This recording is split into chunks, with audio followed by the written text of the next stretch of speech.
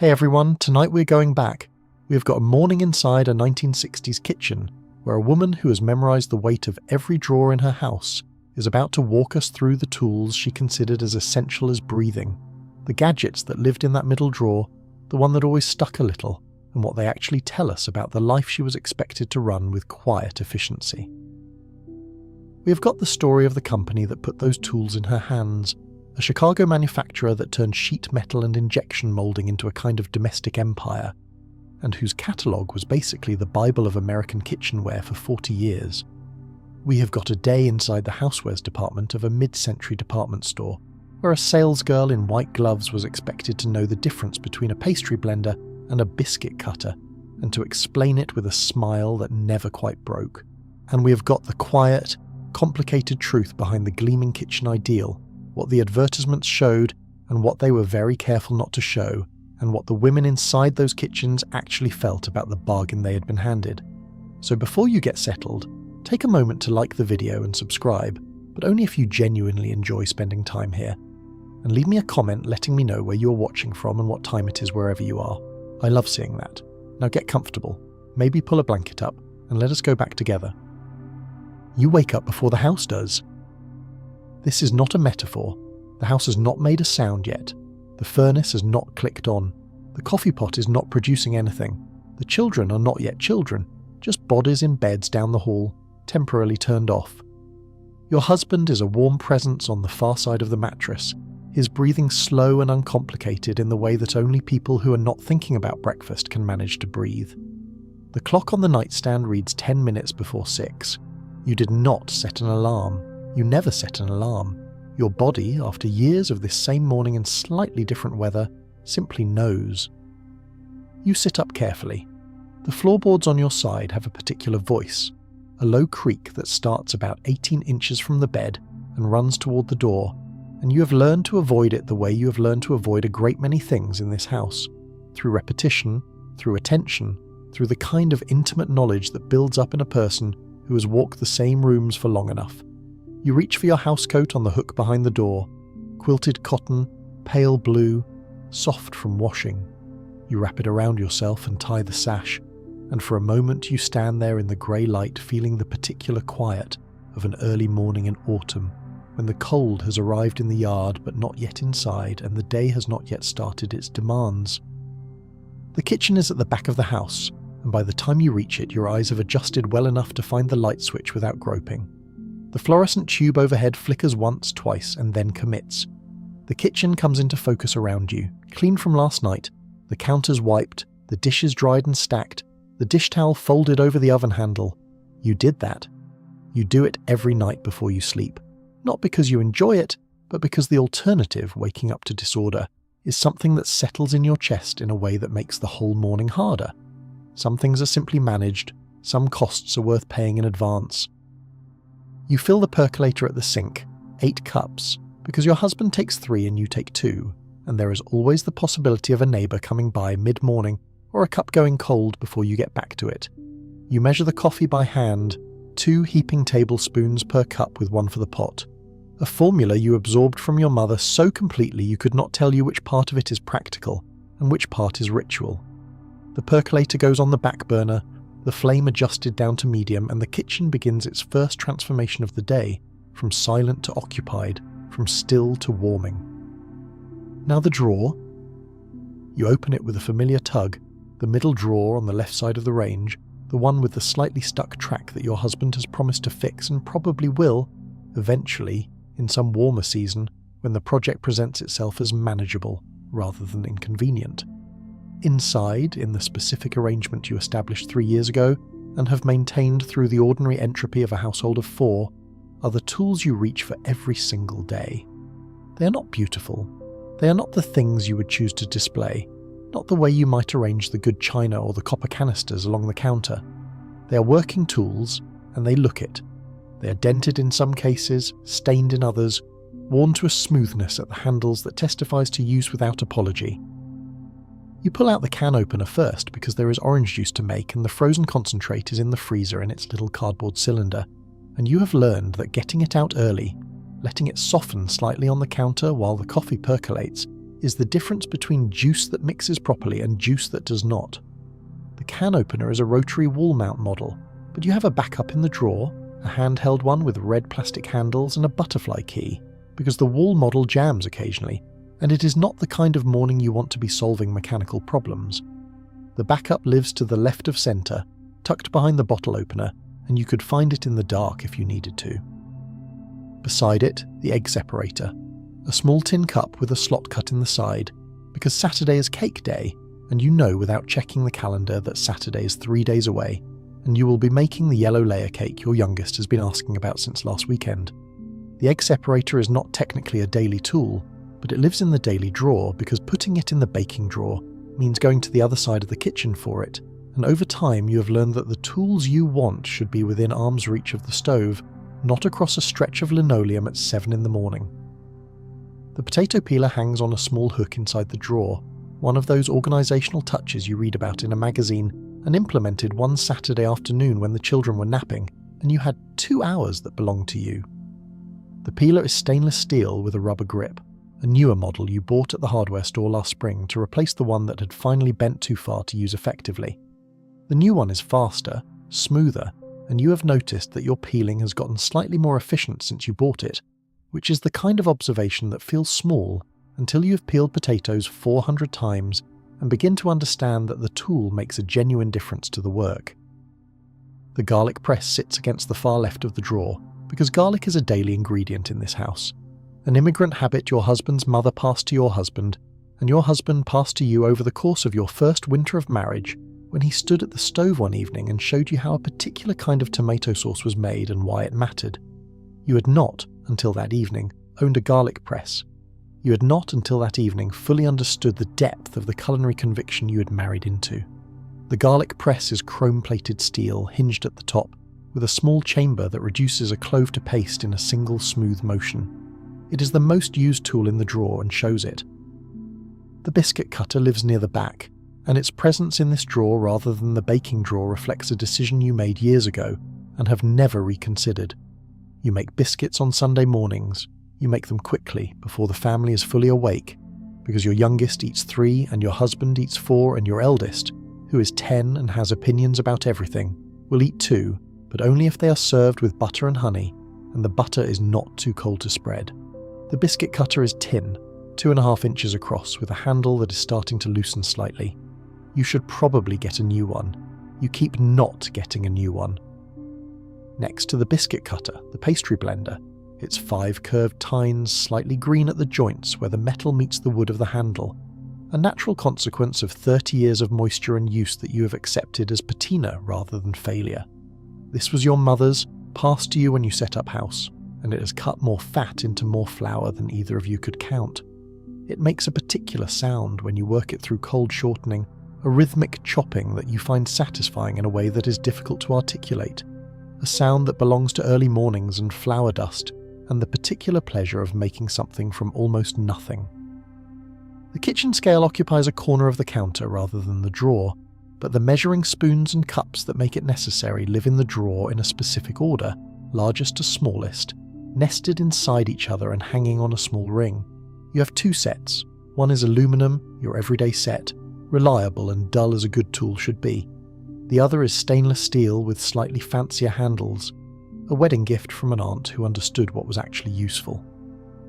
You use the aluminum set on weekdays and the stainless set on Sundays, not for any practical reason, but because the gesture feels right, because there is a kind of care in marking certain days as different from others, even if the measurement itself is identical. The percolator begins its first proper bubble on the back burner. You pull a cup from the cabinet and set it on the counter and wait, and in that waiting you let your eyes rest on the kitchen window, which faces east, and through which the yard is becoming visible in the early light. The clothesline silver in the dawn, the garden finished for the season, and resting under a thin frost that will be gone by 8. There is a stillness in this moment that you do not often describe, even to yourself, because describing it would require stopping, and stopping would mean admitting that you are not moving forward through the day, and there is always more day to move through. But here, in this moment before anything else, the kitchen is yours in a way it will not be for the rest of the day. In an hour it will belong to the family, to the requirements of feeding 4 people on a schedule, to the spillings and the crumbs and the 4th glass of milk that your youngest will knock sideways without intending to. But right now it belongs to you, and the drawer is open, and the coffee is almost ready, and outside the yard holds its breath in the cold morning light. You take the melon baller out, not because you need it today, but because something was pushed back against it and you want to restore the arrangement. It is a small chrome dome on a metal handle, a tool of summer rather than autumn, technically unnecessary until the cantaloupes come in from the garden in August. But its presence in the drawer is not about seasonality. Its presence is about completeness. A kitchen with a melon baller is a kitchen that is prepared. A kitchen that is prepared is a kitchen that is managed. And a kitchen that is managed is a kitchen that tells the world something specific about the woman who runs it. That message is not subtle. You understood it before you could have put it into words. A kept kitchen was not merely a practical achievement. It was a statement, a visible claim to a kind of competence that was the primary measure by which women of your neighbourhood, your generation, your particular social position in this particular decade were assessed. The neighbour who let dishes sit until afternoon. The woman whose pots were spotted with burnt residue you could see from across the kitchen table. These were not women who lacked time. They were women who, for whatever reason, had failed to maintain the standard. And the standard, unspoken and absolute, was maintained through tools that were always where they were supposed to be and used for the purposes they were designed for, and kept in the condition that reflected well on the hand that held them. You close the drawer and pour the first cup of coffee. By 7 o'clock the kitchen has changed. The sun is properly up now, coming in through the east window at a low angle that makes the linoleum glow with a warmth the linoleum does not actually possess. Your eldest is at the table with a bowl of cereal, reading the back of the cereal box with the focused attention she brings to all text in her immediate vicinity. Your youngest is still in pyjamas, standing at the refrigerator with the door open, conducting a silent inventory of its contents with the absolute certainty that what he is looking for is in there somewhere if he just looks long enough. Your husband has had 2 cups of coffee and is in the bathroom. In 20 minutes he will need his lunch packed. In 40 minutes he will be gone. You open the drawer again, and this time you pull out the apple corer, because apples are going into the lunchboxes today, and your eldest does not like to eat around the core, and your youngest claims to like eating around the core but then doesn't finish the apple, which means the core logic applies to both of them, even if they would dispute this strenuously. The apple corer is a simple tool, a cylindrical tube of stainless steel with a handle, designed to punch through the centre of an apple and remove the core in a single clean motion. It is one of those tools whose elegance is entirely functional. It does one thing. It does that one thing well. It costs almost nothing to manufacture and almost nothing to buy. Its presence in the drawer is not a luxury. It is a decision about how mornings should go, a decision that this one small friction should be managed in advance, rather than negotiated around at the table.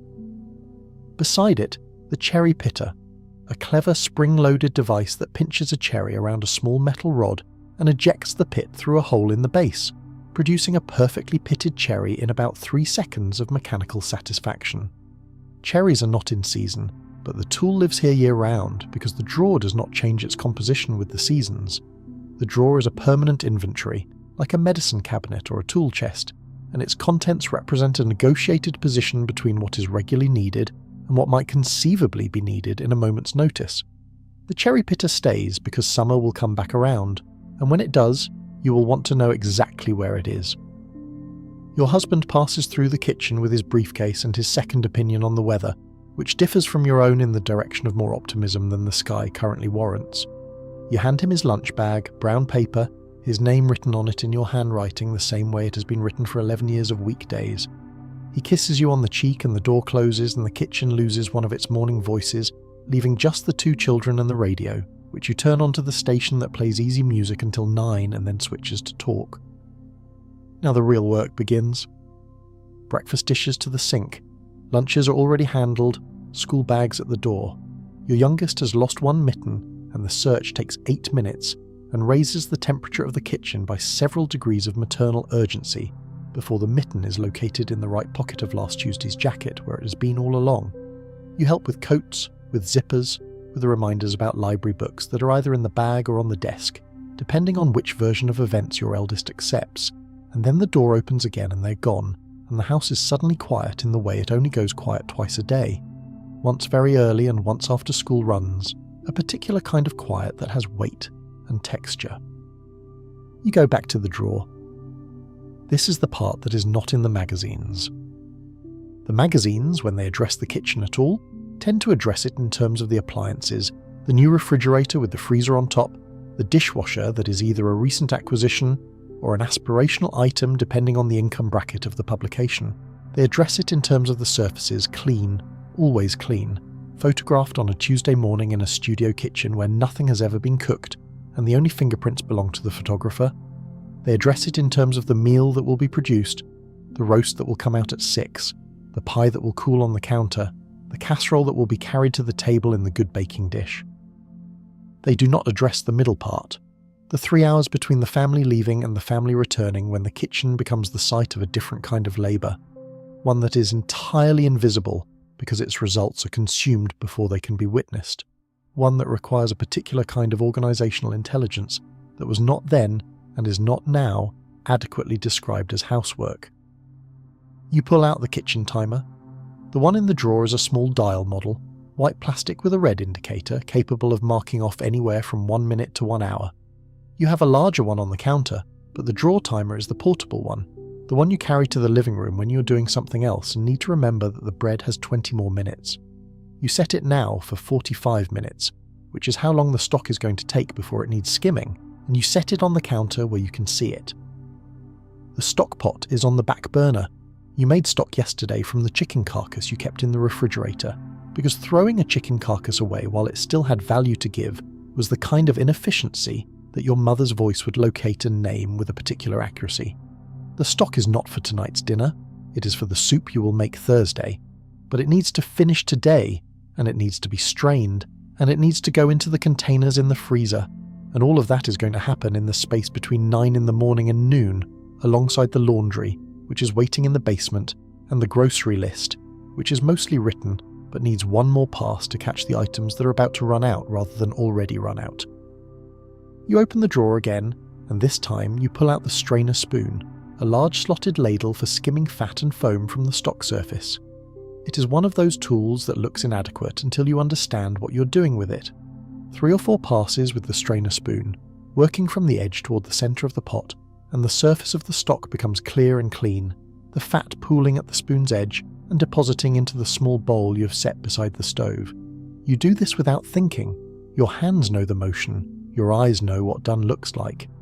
This is the kind of competence that belongs entirely to repetition, the kind that cannot be faked and cannot be rushed and cannot be bought in a class, only accumulated over years of standing at this stove at this hour doing this thing. The kitchen smells like stock now, that deep specific smell of bones and vegetables and thyme, and it is not a glamorous smell, but it is an honest one. It is the smell of preparation. It is the smell of a woman who is 3 steps ahead of dinner at 10 in the morning. You pull the vegetable peeler from the drawer again, because the carrots for the soup need peeling. You have 6 carrots, fresh from last weekend's market trip, firm and cold from the vegetable drawer of the refrigerator.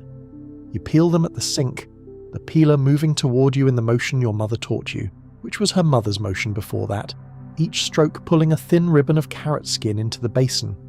The peels will go in the compost, the carrots will go in the stock. Everything has a use, everything has a destination.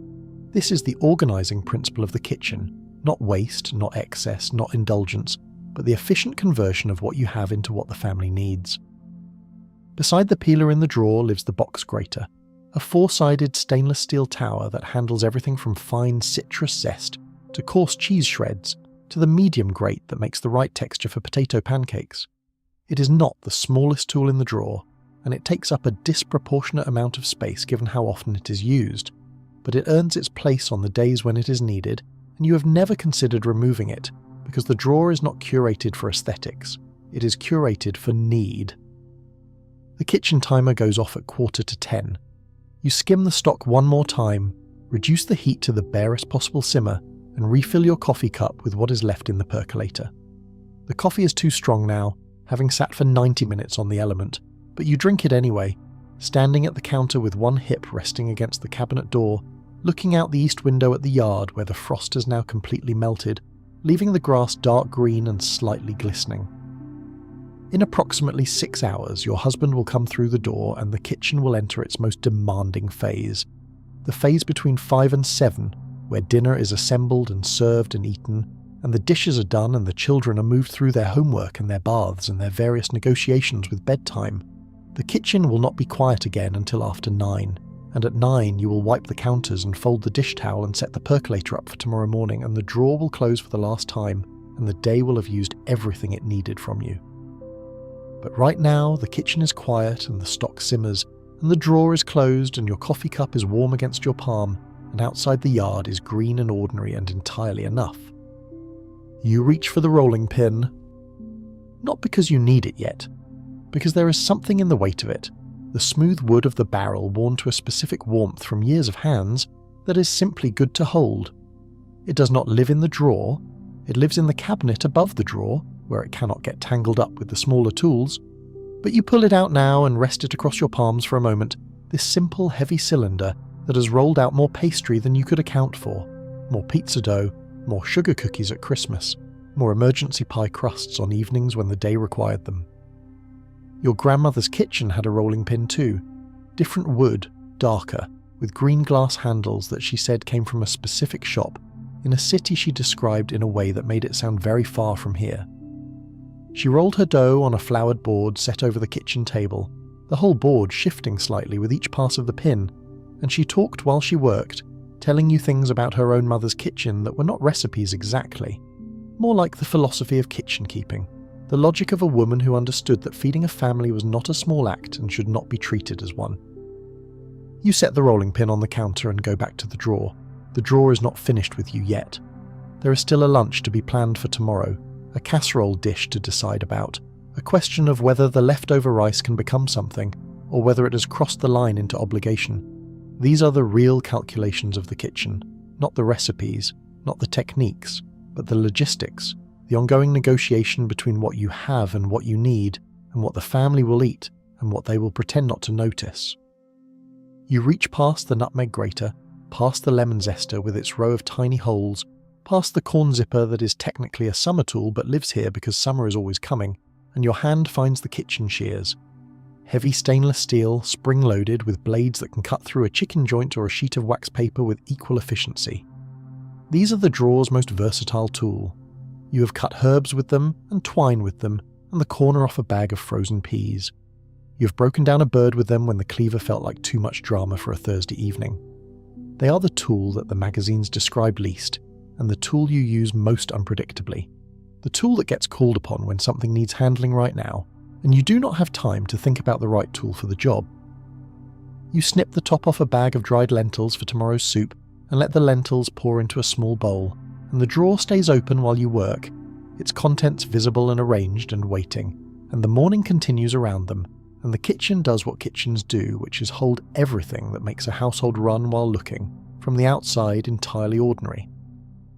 The strainer, the colander, the small sieve with the fine mesh for sifting powdered sugar over the children's pancakes on Sunday mornings. These live here too, the colander hanging on a hook inside the cabinet door, the sieve tucked beside the box grater, the small fine mesh strainer for tea, or for the times when you need to remove the seeds from a fruit puree without drama. These are tools of precision, tools that say something specific about the approach you take to cooking, which is not an approach of casual approximation, but of deliberate accuracy. Not because you were trained to cook accurately, but because you discovered through experience that accurate cooking produces consistent results, and consistent results produce a family that can rely on dinner. That reliability is not a small thing. You understood this earlier in your marriage than you expected to. The consistency of meals, of clean counters, of the drawer that is always stocked and always arranged, is not about the food or the tools, it is about the signal. The house is managed, the house is maintained. Whatever is happening outside, whatever uncertainty the world provides, in here, in this kitchen, in this particular drawer, things are where they are supposed to be. By 11 o'clock the stock is done and you have strained it through the fine mesh strainer into the large bowl, and skimmed the last of the fat from the surface with the flat spoon, and poured it into the freezer containers you labelled with the date and contents. The containers are in the freezer, the pot is washed and drying in the dish rack, the timer is back in the drawer, and the kitchen has returned to its mid-morning order, clean and arranged and ready for whatever the afternoon requires. You make a second cup of tea, not coffee this time, because by 11 the coffee is too far gone, and you sit down at the kitchen table with the grocery list and the week's plan, and the particular quiet of a house that is momentarily ahead of itself. The list is almost done. The week is mostly arranged. Tonight's dinner is already half assembled in your mind, the cuts of meat defrosting on the counter, the potatoes that will be peeled with the drawers peeler after 3 o'clock, the green beans from the can in the pantry that will go into a simple side dish with butter and a little salt. If you like the video so far, please leave us a like and a sub. A sub to the channel helps us make more videos for you to watch and keep the channel alive.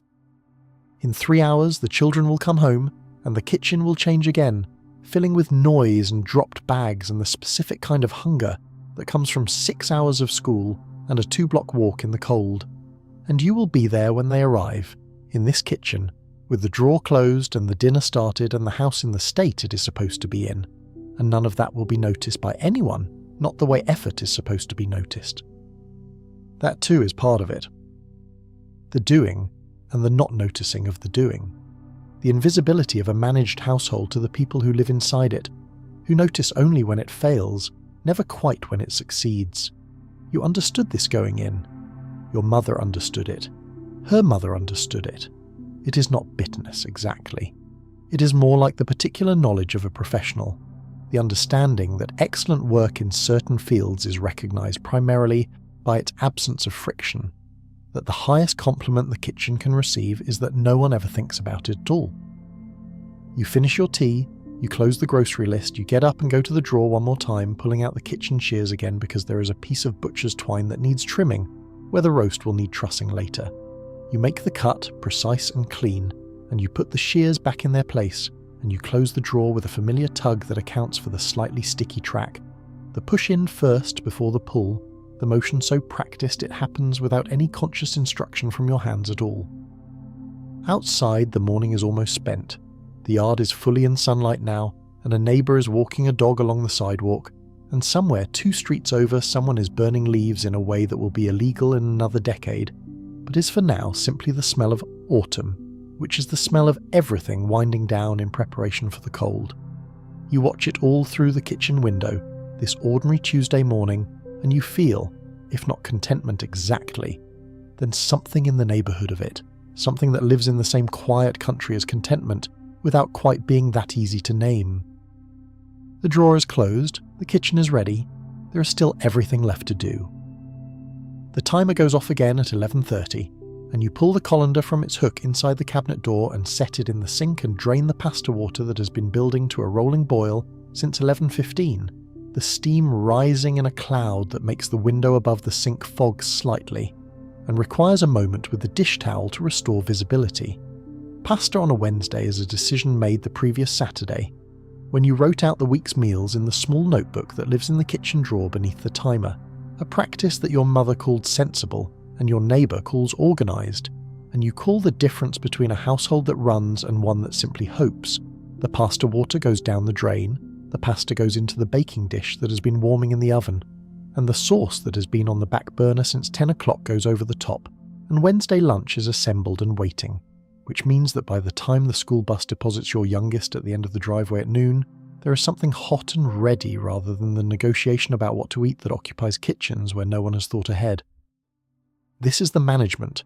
This is the part the magazines do not show, not because it is invisible, but because it is unglamorous, because the photograph of a well-managed refrigerator and a week's worth of planned meals has nothing of the visual appeal of the gleaming counter and the artful ingredient arrangement. The plan is the work that makes the rest of the work possible, and it lives in the notebook in the drawer, and the notebook is not beautiful, and no one photographs it. The notebook is important enough to deserve a moment. It is a 5-cent spiral notebook, the kind sold at the drugstore alongside the school supplies, and it is where the weekly meal plan lives, and beside the meal plan, the grocery list, and beside the grocery list, the notes about what needs to be used before it goes off, the half-used can of tomatoes, the celery that is still good but not for much longer, the cheese that is fine today and tomorrow, and probably not the day after. This is kitchen intelligence. the kind that comes from years of paying attention to what a refrigerator does to food over time, from discovering through experience and sometimes through waste which foods have real flexibility and which ones do not. The notebook holds this intelligence in a form that can be consulted without depending on memory, that is, by 11 in the morning, already being used for many other things. The drawer holds 2 more things that deserve attention before you move through the afternoon. 2 tools that are not in the front of the drawer because they are not daily tools, but that live in the middle of the arrangement because they are weekly or twice weekly tools, and their position reflects the hierarchy of use that the whole drawer is organised around. The first is the pastry wheel, the crimping and cutting tool that is distinct from the pastry blender in function. Though both live in the same neighbourhood of the drawer, the baking end, where the tools for working with dough are grouped together in a loose cluster that reflects the logic of the task. The pastry wheel has a serrated edge and a smooth edge, and you rotate it depending on what you're doing. Serrated for decorative pie crust edges, smooth for cutting rolled dough into strips for lattice. It was a gift from a neighbour who moved away several years ago, and its presence in the drawer is a small continued conversation with that neighbour, a reminder of the afternoon in her kitchen when she was making a plum tart and showed you the difference between the 2 edges, and you thought you probably had room in your drawer for one more thing. The second is the grapefruit spoon, which looks like a teaspoon but has a serrated tip and a slightly longer handle, and which was bought specifically because there were years when grapefruit was a regular breakfast item in this house, served halved with a sprinkle of sugar, and the grapefruit spoon made the eating of it faster and less messy, and therefore more likely to actually happen on a weekday morning when the pace of the table did not favour surgical fruit work with a regular spoon. The grapefruit years have passed. Your youngest decided he did not like grapefruit, and your eldest found it too bitter without enough sugar, and your husband has been watching his sugar intake since his last physical, and so the grapefruit largely stopped. But the spoon stays, because getting rid of a perfectly good tool feels wrong, and because grapefruit comes back around, and because the drawer has room and the spoon has never complained about its reduced role. The corncob holders live in a small cardboard box inside the drawer, nested 2 by 2, because corn holders left loose in the drawer have a particular tendency to migrate toward the front and announce themselves with a pointed surprise whenever you reach for something else. They are also a summer tool, not an autumn tool, but the cardboard box is the solution to their seasonal displacement problem, and the box is small enough to fit without displacing anything essential. You bought 2 sets because your youngest was going through a phase of intense corn enthusiasm that required a holder on each end, and sometimes a backup when the first set was still in the dishwasher. The phase has faded somewhat. The holders remain. The apple corer you already pulled out this morning for the lunches, but there is a second apple-related tool in the drawer that is a separate and different instrument, the apple divider, which cuts an apple into 8 even wedges while simultaneously coring it in a single pressing motion, and which is the more frequently used of the 2 tools precisely because it requires less manual dexterity than the corer, and produces a result that is ready to eat, rather than requiring a follow-up cutting step. Your eldest likes her apple in wedges. Your youngest will eat it however it comes. The apple divider earns its place every morning from September through May. You drain the pasta and you set the dish in the warming oven, and you take the dish towel off the oven handle and refold it and hang it back exactly where it belongs.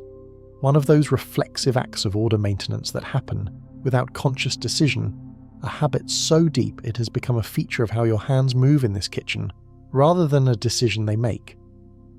By 12:30 your youngest has been home for 30 minutes, has eaten pasta, has reported on school with the comprehensive vagueness that characterises most school reports from children this age. Something happened, it was fine, someone did something, lunch was good or not, recess was cold, there is a project, the details of which are available upon formal request but will not be volunteered. He is now doing his post-lunch transition thing, which involves approximately 20 minutes of uncertain movement through the house, before he settles into something, a book or a game or the elaborate construction projects he undertakes in his room, with materials of debatable origin and outcome. You have learned not to redirect this transition period because the settling that follows it tends to last longer and require less supervision than any activity you might have suggested.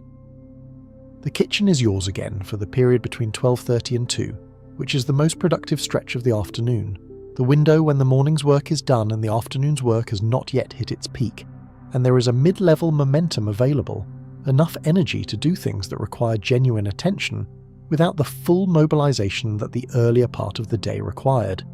You use this time for the cooking that benefits from time and attention rather than speed, the braised meat that will need 2 hours at low heat, the soup base that will develop flavor by being left mostly alone, the baking that requires the oven to be fully preheated, and the butter to be at room temperature, conditions that are not available at 7 in the morning when everything is cold and rushed. The baking today is the yellow layer cake that has been promised for the weekend. You pull the pastry blender from the drawer and immediately put it back because this cake does not require it, and the habit of pulling it simply because the drawer is open is a reflexive gesture toward baking that the actual recipe does not support. You pull the mixing bowls instead, 3 of them nested in the cabinet, and the sifter that lives on the shelf above, and the measuring cups from the drawer, and you set up the counter the way you set it up every time you bake. Measuring cups to the right, dry ingredients in the large bowl to the left, the stand mixer positioned at the back of the counter where it can run without vibrating itself off the edge. The sifter has been in this kitchen longer than anything else in the drawer. It came with you from your first apartment, a 2-cup capacity model with a red squeeze handle and 3 screens of decreasing fineness, and it is the tool that most precisely occupies the space between instrument and memory, because you cannot use it without thinking of the kitchen in that apartment, where you learned to make cake on your own rather than alongside your mother, where you sifted flour too enthusiastically and produced a cloud of white dust that settled over the counter and your clothes and the cat that had wandered in from the living room. The cat is not here. The apartment is not here.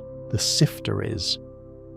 You measure the flour with the aluminum measuring cup, level it off with the straight back of a butter knife, another one of those inherited precise movements that you do not remember being taught, but that is simply how measuring works, how it has always worked, how it always will. You sift it into the large bowl with the baking powder and the salt, the sifter making its familiar shushing rotation sound, and the kitchen smells like flour and dust and the very beginning of something. The butter is at room temperature because you set it out this morning when you pulled the frozen orange juice concentrate, the 2 actions sharing the same moment of foresight, the same reaching into the refrigerator and setting out what tomorrow's needs required. Room temperature butter is one of those small acts of preparation that is invisible to everyone except the baker, because the final cake will not reveal whether the butter was cold or room temperature when it was creamed. The difference lives only in the process, in the ease of the creaming and the texture of the batter, in whether the mixing goes smoothly or fights you, and the person eating the cake will not know, but you will, and the knowing matters. The stand mixer goes on, and the butter and sugar begin their transformation, and you watch for a moment the way you always watch, the cream forming and the colour lightening, and then you go to the sink and start the dishes from lunch, because the batter will take 4 minutes, and 4 minutes is enough to clear the sink if you work quickly. This is the multitasking that the magazines sometimes address and always misrepresent. The magazine version of the kitchen shows a woman who's doing one thing, focused, poised, unhurried. The real version shows a woman who is tracking 5 things simultaneously, who can have a batter mixing and a sink running and a timer set, and a conversation happening with a child in the next room, all without losing track of any of them, because the system she maintains in this kitchen is the external structure for an internal tracking system that operates constantly and almost entirely without conscious management. It is a form of cognitive work. It is not recognized as a form of cognitive work. It happens in kitchens across the country at this exact moment, in thousands of similar rooms, with thousands of similar women performing the same invisible operations. The timer goes, the butter is creamed, you add the eggs one at a time, each one separated first over the small bowl before being added to the main bowl, a step that adds 30 seconds and ensures that a bad yolk or a shell fragment does not ruin the batter at a stage when recovery is possible. The egg separator from the drawer does its work. The whites go into a separate bowl for another purpose, beaten stiff this afternoon, and folded in to lighten the batter, a step that takes the yellow layer cake from good to very good, the kind of small technique that is invisible in the result but present in the texture, the slight airiness that makes the crumb feel lighter than a standard creaming method produces. The afternoon goes on, the cake goes in the oven and the timer goes on again, 35 minutes, and the mixing bowls go in the sink with the lunch dishes and the kitchen enters the particular quiet of a room with something baking in it, warm and fragrant and no longer demanding anything from you for the next half hour except your presence. You sit down at the kitchen table with the grocery list and the small notebook, and you plan Thursday and Friday and the weekend, and the kitchen holds its warmth around you, and the smell of vanilla and butter moves through the room, and the afternoon is almost entirely fine. At 3 o'clock, the older one comes home and the house gets noisier, and you direct the traffic of the after-school period, snacks and homework, and the adjudication of whatever dispute has been building between siblings since recess. And by 4, the kitchen is fully operational again, the cutting board out, the vegetable peeler in your hand, the potatoes lined up on the counter in a row that suggests both abundance and intention. Dinner is not a crisis. Dinner is a managed event. The difference is in the drawer. The peeler moves down the length of a potato, and the skin falls in the thin, continuous ribbon that a sharp peeler produces, the kind of smooth, unbroken peel that means the blade is still good, still moving efficiently rather than dragging and tearing. You peel 6 potatoes. The pile of peel in the sink is substantial, a small mountain of what the potato was before it became what the family needs it to be, and you run water over it and send it toward the drain, and the potatoes go into the cold water in the pot to prevent browning while you finish the rest of the prep. The garlic press comes out for the roast that is going to need 3 cloves pressed into a paste that mixes with rosemary and olive oil, and goes under the skin, and the press does its work in the fluid motion that has become automatic. Clove in the chamber, hinge closed, press down, the paste extruding through the holes in a consistent strand that you collect with a small spatula and add to the oil mixture in the small bowl. 3 cloves, 3 pressings, clean the press with the small brush that lives beside it. The one dedicated tool for one small task that saves you the frustration of trying to clear the chambers with a fork, which was what you did before you bought the brush, and understood that dedicating $1 to this specific problem was cheaper than the time and irritation of solving it wrong. By 5, the dinner is committed, the roast in the oven, the potatoes on the simmer, the green beans waiting in their colander, ready for the last 15 minutes when they go in the pan with the butter and the bit of salt, and the kitchen can go into the maintenance phase, the clearing and wiping and setting of the table, and the supervision of homework that constitutes the corridor between the cooking and the eating. Your husband comes in at 5:30 and says it smells good, and you say thank you, and he goes to change and comes back in a clean shirt, and you both know that this exchange, this version of this exchange, has happened every weekday for 11 years, and the familiarity of it is not dull. It is its own kind of comfort, a small proof of continuity, evidence that the system is working, that the house is doing what houses are supposed to do, which is to provide the conditions for ordinary life. Dinner at 6. The potatoes are done, the green beans are done, the roast is resting on the cutting board, the meat thermometer inserted and the reading checked against the visual cue of the juices, because the thermometer is the measurement and the visual is the confirmation, because good cooking requires both the instrument and the knowledge to interpret it. The carving knife comes out, not from the drawer but from the knife block, but the knife sharpener lives in the drawer, a steel-handled rod that you run the blade against in the practiced angle that keeps the knife doing what a knife is supposed to do. A sharp knife is safer than a dull one and produces cleaner cuts, and is, in every possible way, the better tool. The drawer has the sharpener, you use it. Dinner is on the table at 6:05 and your family sits and eats, and the conversation is ordinary and nourishing, in the way that ordinary conversation between people who trust each other is nourishing. The small accountings of the day, the complaints that are minor enough to be amusing in retrospect, the things that happened and the things that will happen, and the ongoing project of being a household together. You eat.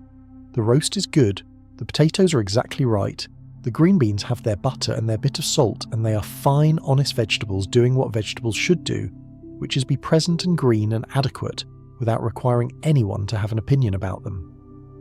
At 7, the plates go in the sink and the children go toward their baths and homework and the negotiation of bedtime that will occupy the next 90 minutes. You clear the table and fill the sink, and the kitchen becomes a different kind of room for the third and final time today, the dishwashing room, the end-of-day room, the room that is almost done.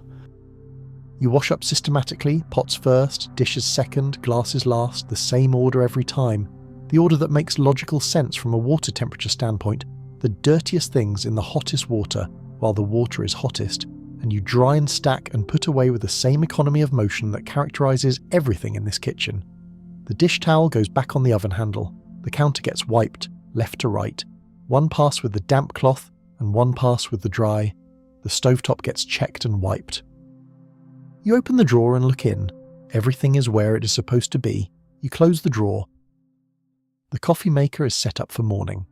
The percolator filled, the coffee measured, ready to be turned on in the 20 minutes before 6 when you will be here again, in this room, in this quiet, before the house is awake. You turn off the kitchen light.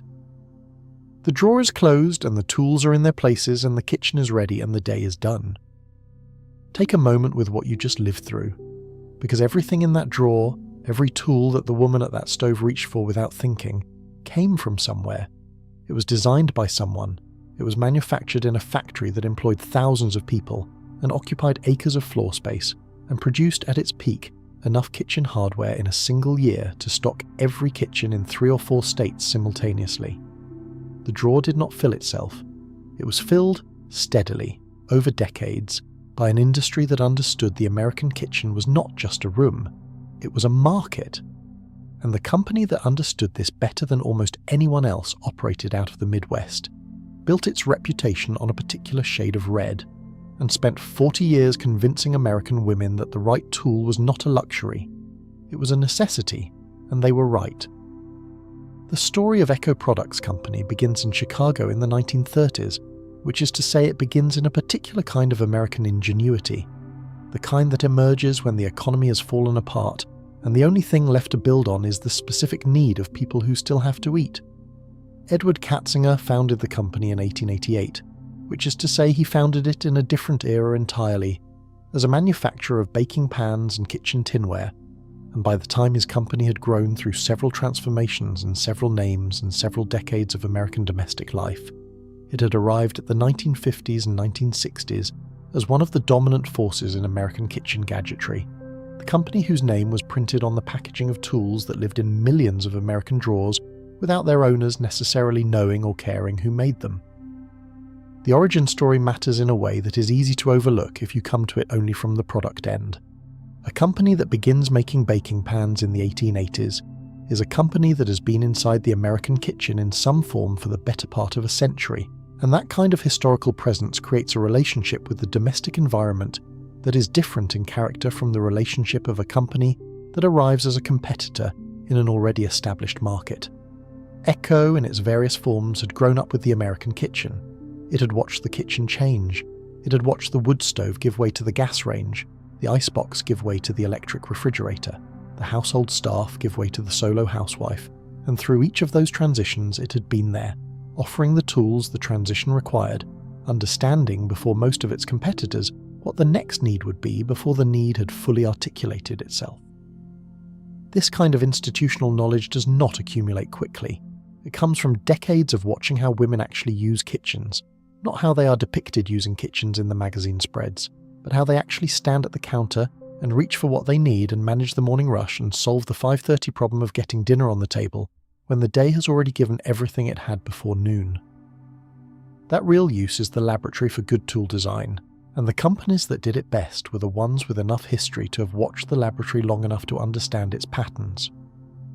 What Echo understood, before most of its competitors, was that the American kitchen was in the middle of a fundamental reorganization.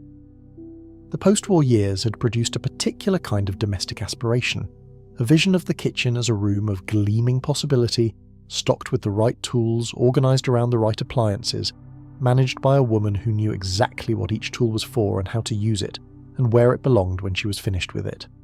The magazines promoted this vision, the television promoted this vision, the department stores promoted this vision, and Echo had the tools to fill it. Their approach was deceptively simple. Make a good tool. Make it from materials that would last. Give it a handle that was comfortable to hold and a colour that was cheerful rather than purely utilitarian. Package it in a way that made it easy to understand what it was for, because a customer looking at a pastry blender for the first time needed to be able to see the tool and immediately understand its purpose. Not because American women were uninformed, but because the range of tools available by mid-century had expanded dramatically from what any single household had historically needed to stock. There were tools for things that one generation earlier would have been accomplished by other means entirely. The cherry pitter was new, the apple corer was becoming standard, the garlic press was arriving from Europe, and needed to be introduced to a market that still associated garlic primarily with immigrant cooking, and was only beginning to understand it as an ingredient with broader applications.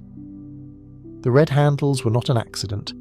Echo made a decision in the late 1940s to standardize their color palette around a particular shade of red, a decision that seems simple from the outside and was, in fact, the result of genuine strategic thinking about how products behave at the retail level and in the home. Red was visible, red was cheerful, red was the color of energy and attention and warmth, and in a kitchen context it signaled a kind of professional intent. The idea that the person who used these tools was not improvising but was prepared, was equipped, had made deliberate choices about the tools she used, and was using the best ones available. Red also photographed well, which mattered enormously as food magazines became a significant medium for reaching the American housewife, whose decision-making about purchases was influenced as much by what she saw in photographs as by what she encountered in stores. If you like the video so far, please leave us a like and a sub. A sub to the channel helps us make more videos for you to watch and keep the channel alive. There is a particular visual language that develops in a successful product line, and Echo's red-handled tools developed one of the clearest and most recognizable visual identities in mid-century American domestic goods.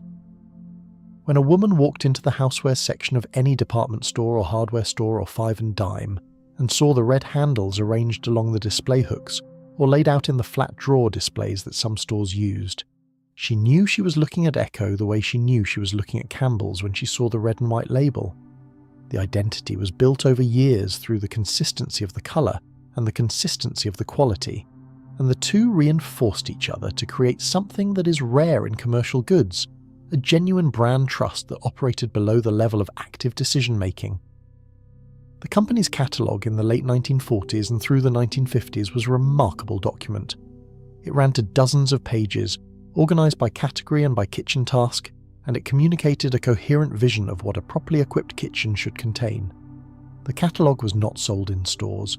It was sent to customers who requested it, which meant the customers who held it in their hands had already expressed interest, were already in the frame of mind for equipping a kitchen, and were looking at the catalogue not as advertising but as a reference, a guide to what was available and what was standard, and what was, in the catalogue's authoritative and pleasant voice, considered essential. The vision was aspirational but not impossible. These were not expensive tools. They were priced for the household that was managing carefully, rather than the household that had money to spend freely, and that positioning was deliberate. Echo did not want to be the company that sold one excellent tool to wealthy customers. They wanted to be the company that sold 30 tools to every household in America. The difference in scale is the difference between a respectable business and an empire. By the 1950s, the factory operation in Chicago was substantial. The company occupied several buildings, and the manufacturing floor was a specific kind of mid-century American industrial environment, the kind that has since largely vanished from the domestic landscape, moved offshore or automated out of existence, or simply closed when the economic logic that sustained it changed beyond recognition. The work on that floor was skilled, in the way that skilled work is not always visible as skill. The knowledge required to operate a particular press, to manage a particular material, to ensure a finished product met the tolerances that defined whether it was acceptable or rejected.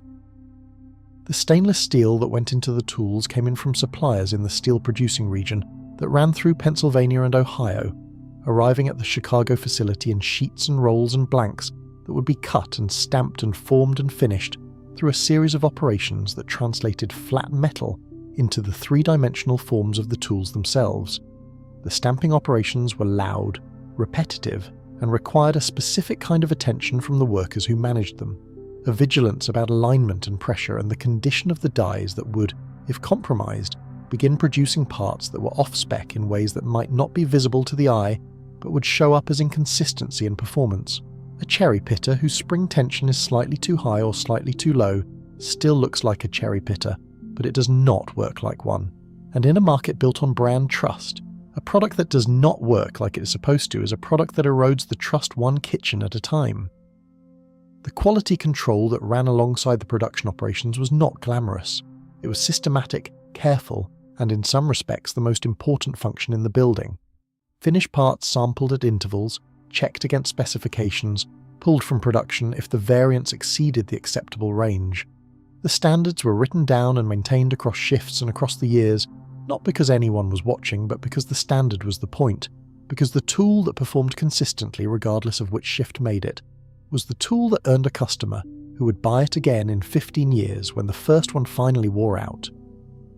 The women and men who worked that floor were making things that would go into drawers across the country and stay there for decades. This is one of the more interesting things about kitchen tools of this quality level. They were made to last. Not to last indefinitely, not the way a cast iron pan lasts, but to last for a reasonable working life measured in years and sometimes decades. The philosophy of manufacturing quality tools at accessible prices was, in a real sense, a philosophy of trust. If a woman bought an Echo peeler and it lasted her for 15 years without significant deterioration of function, she would buy an Echo peeler again, and she would probably buy it without much deliberation, the way you buy any product that has never given you a reason to look at the competition. That trust was the real product. The peeler or the pastry blender or the garlic press was the mechanism of its delivery.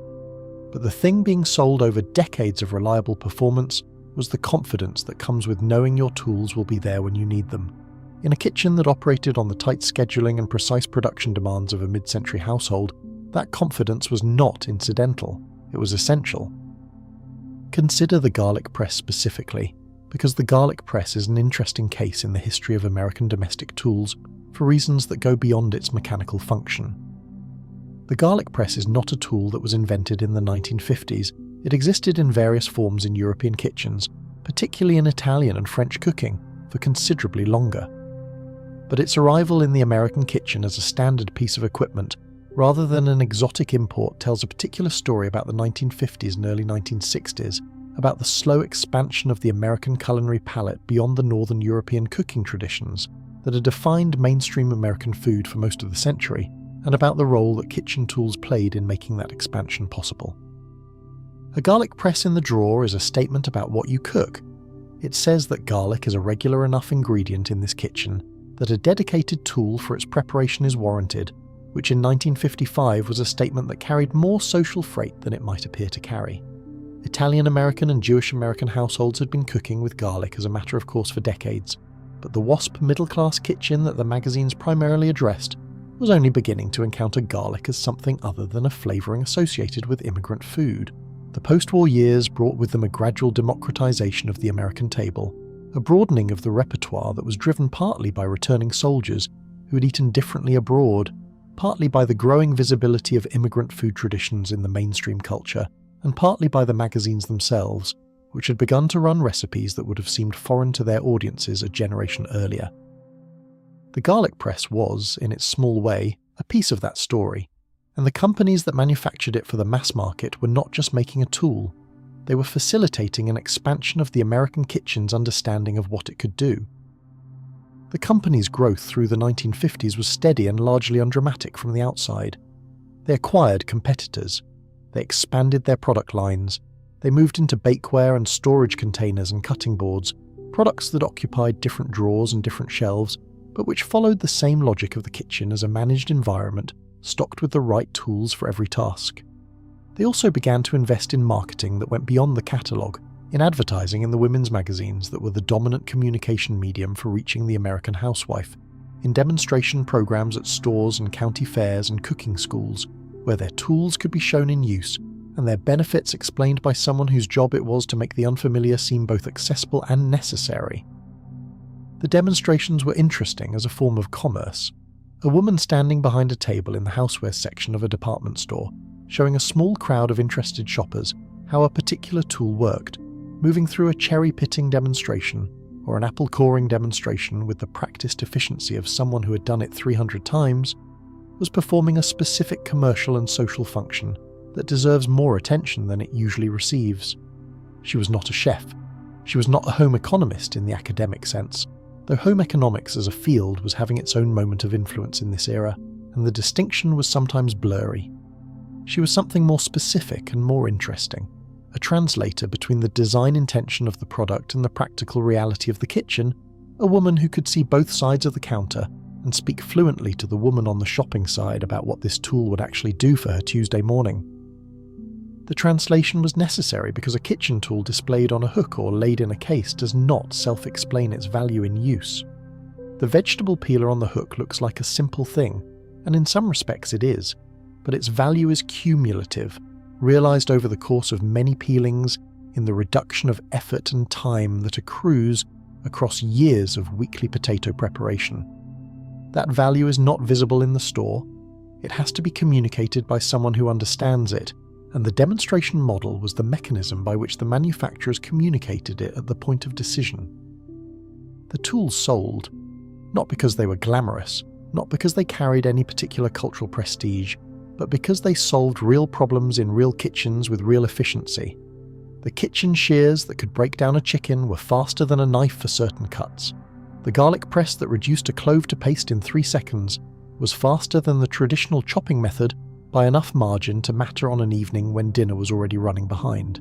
The biscuit cutter that produced a clean edge without compressing the dough around the cut produced biscuits that rose more evenly, a difference that was invisible to the casual observer, but entirely apparent to the person who had made biscuits both ways and noticed. This was the company's genuine contribution. Not the invention of these tools, many of which had existed in various forms for a century or more, but the refinement of them, the attention to the specific details of the user's hand and the user's task that made the difference between a tool that was merely functional and a tool that was a genuine pleasure to use. The balance of the egg separator, weighted so it did not tip when resting on the rim of a bowl. The spring tension in the cherry pitter calibrated so it required real but not excessive force. The spacing of the tines on the pastry blender, close enough to cut fat efficiently but far enough apart to allow the mixture to move between passes. These were engineering decisions, small ones, but their cumulative effect was a product that felt right, that felt like it had been made by people who had stood at a kitchen counter and understood what stood there. There is a relationship between a well-made tool and the person who uses it that is difficult to describe without sounding more sentimental than the facts warrant, but that is real and documentable and worth attempting to describe. A tool that fits the hand comfortably, that accomplishes its purpose with the right amount of effort, that can be handled quickly and returned to the drawer without needing to be cleaned at length, becomes something different from a tool that does not have these qualities. It becomes a colleague of sorts, a reliable element in the system of the kitchen, something that does not add friction to the work but removes it. Over years of daily use, the difference between a tool that removes friction and a tool that adds it is substantial, and the people who made the tools knew it, and the people who used the tools knew it, even if neither group would have described it in exactly these terms. The company's history through the 1960s and into the 1970s followed the general trajectory of American manufacturing in that period. Periods of growth followed by the increasing pressure of competition, both domestic and foreign. Cheaper tools began to arrive from overseas, made with less precise specifications and from materials that were adequate but not quite the same. They were priced lower, sometimes significantly lower, and they sat on store shelves beside the red-handled American tools and invited the customer to make a calculation that was not only about price, but about what a kitchen tool was supposed to be. The customer's calculation changed slowly over years. It changed because kitchens changed. The mid-century vision of the kitchen as a professional environment requiring professional tools, maintained by a woman whose primary occupation was the management of that environment, was already beginning to shift by the late 1960s and would shift substantially through the 1970s. Women were entering the workforce in larger numbers. The kitchen was still important, but its place in the household had been renegotiated, its demands compressed rather than eliminated, its tools evaluated now on the basis of how quickly they accomplished a task rather than how beautifully or precisely. The garlic press was fine, but so was the minced garlic in the jar, and the jar was faster and required no cleaning. These substitutions accumulated in ways that were visible to manufacturers, but difficult to reverse, because they were not driven by quality but by time. And time was a resource that the post-war domestic arrangement had claimed from one specific class of people, and was now, very slowly, being redistributed. When a woman working 40 hours a week outside the home evaluated a kitchen tool, she evaluated it on a different scale than a woman who had spent 40 hours inside the home managing it. The tools that survived that rescaling were the ones that offered genuine time savings. The tools that made the compressed cooking schedule of a two-income household workable, and the tools that did not offer that advantage began to seem less essential than they had when time was the thing the kitchen had most of. The shift was not sudden. These things never are. The drawer did not empty overnight. The tools that had been bought in the 1950s were still in use in the 1970s because good tools last, and the American Housewife of 1972 was often still using the melon baller that was a wedding gift in 1954. But the replenishment rate was changing. When tools wore out, the replacements were sometimes different, sometimes cheaper, sometimes foreign-made, and the household did not always notice because the function remained the same even when the manufacturing pedigree had changed entirely. Echo products eventually became part of larger corporate entities, acquired and merged and reorganized in the way that mid-century American manufacturers were repeatedly reorganized through the second half of the 20th century, as the economic logic of domestic manufacturing gave way to the economic logic of global supply chains and consolidated retail. The red handles are still available, the brand name is still used, but the factory in Chicago, with its particular floor and its particular skilled workers and its particular engineering decisions about the balance of an egg separator, is gone, replaced by something more efficient and more distant, and less connected to the specific drawer it was filling. What remains is the tools themselves. In estate sales, in the kitchen drawers of women who are now grandmothers and great-grandmothers, in the second-hand stores that specialize in mid-century domestic goods and attract a particular kind of customer who knows exactly what they are looking at when they pick up a stainless steel pastry blender and test the spring of it with their thumb. The tools remain because they were made to last, and they did last, and the households that use them are in many cases still using them, these small chrome and red-handled ambassadors of a manufacturing philosophy that believed the American kitchen deserved a tool that was made with genuine attention to the hand that would hold it. There is something almost archaeological about the mid-century kitchen tool drawer when encountered intact in the present day. It preserves, in its specific contents and its specific arrangement, a record of the domestic priorities and the commercial culture of a particular moment in American life that is not available in any other form. The census records and the magazine archives and the oral histories are all valuable, but they do not give you the weight of the cherry pitter in your hand or the spring of its mechanism or the specific sense of what it was like to hold it over a bowl of summer cherries, while the radio played in the background and the afternoon pressed on toward dinner. That philosophy is worth something. It is worth something because it represented a kind of respect, a recognition that the work happening in that kitchen was real work, performed by real people whose experience of the work was legitimately affected by whether the tools they used were well made. The company that made that argument in red-handled stainless steel across 40 years of American domestic life was making an argument about value, about who deserved good tools, about whether the labour of running a household should be considered seriously enough to equip with the same care one would apply to any other skilled occupation. The answer, in the language of chrome and injection moulded handles and the spring tension of a cherry pitter, was yes. There is a detail about the way tools were packaged and sold in the mid-century housewares market that deserves its own moment of attention, because it tells you something specific about the relationship between the manufacturer and the customer that was different from the relationship that exists today when a tool arrives in a cardboard box with minimal ceremony and a sticker that suggests you read an online manual. Mid-century kitchen tools came wrapped, not just enclosed, but wrapped in a particular kind of thin cardboard sleeve that had a printed illustration of the tool in use and a paragraph of explanatory text that was called, in the trade, the selling copy, a phrase that means exactly what it says.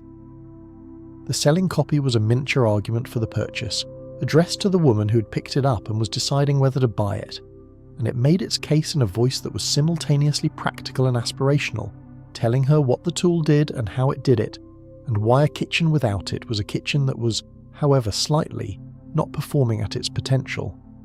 The copy was usually 3 sentences to a paragraph, written in the second person, directed at the customer as if she were already in the kitchen using the tool successfully, already having made the smart purchase that the packaging was advocating for. You will find that the new Echo garlic press makes short work of even the largest cloves, producing a consistent fine paste in seconds. Your sauces will thank you, that kind of thing. It is a small thing, the selling copy on a tool package, but it is a document of the moment, a record of how the manufacturers of these tools understood the women they were selling to, what they assumed about their customers' aspirations and anxieties, and the kind of language that would move them from considering a purchase to committing to one. The selling copy on a pastry blender from 1953 assumes that the customer knows what a pastry blender does, but wants to be told that this one does it particularly well. The selling copy on a garlic press from 1958 assumes that the customer may need to be introduced to the concept of a dedicated garlic tool and given permission to want one. These are different arguments for different tools in different relationships to the mainstream kitchen, and they reflect a genuine intelligence about the market, a real understanding of where each tool sat in the hierarchy of the already familiar and the not quite yet. The department stores that stocked these tools were themselves participants in the construction of the kitchen ideal, not passive retailers, but active shapers of the aspirational image. The housewares floor of a mid-century department store was not merely a place to purchase tools, it was a place to encounter the version of the kitchen you were supposed to want, laid out and organised and displayed with the authority of an institution that knew what good looked like. The displays were maintained with a specific kind of care that was part of the store's claim to authority.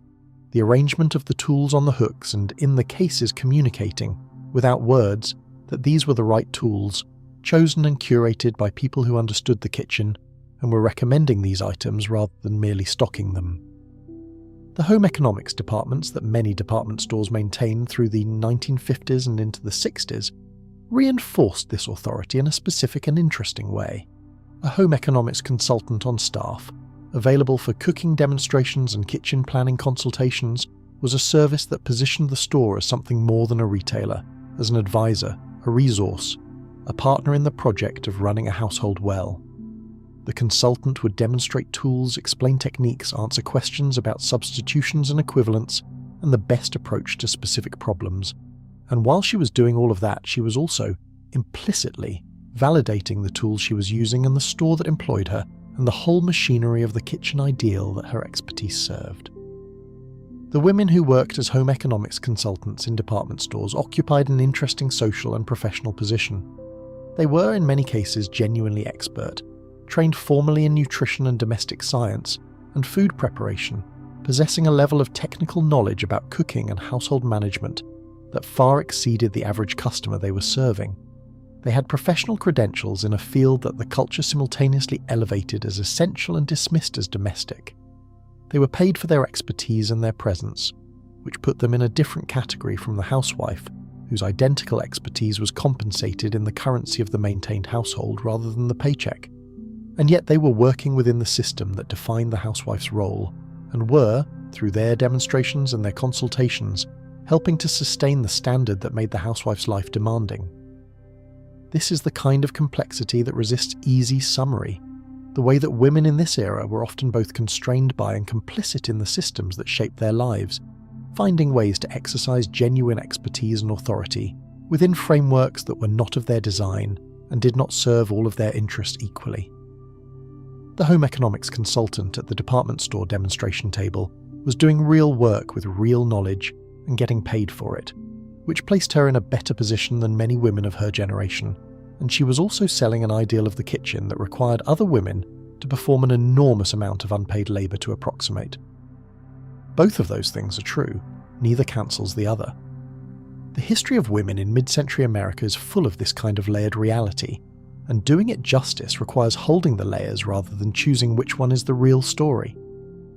The five and dime stores, which were a distinct retail category from the department stores and which occupied a different position in the mid-century retail ecosystem, played their own role in the distribution of kitchen tools to American households.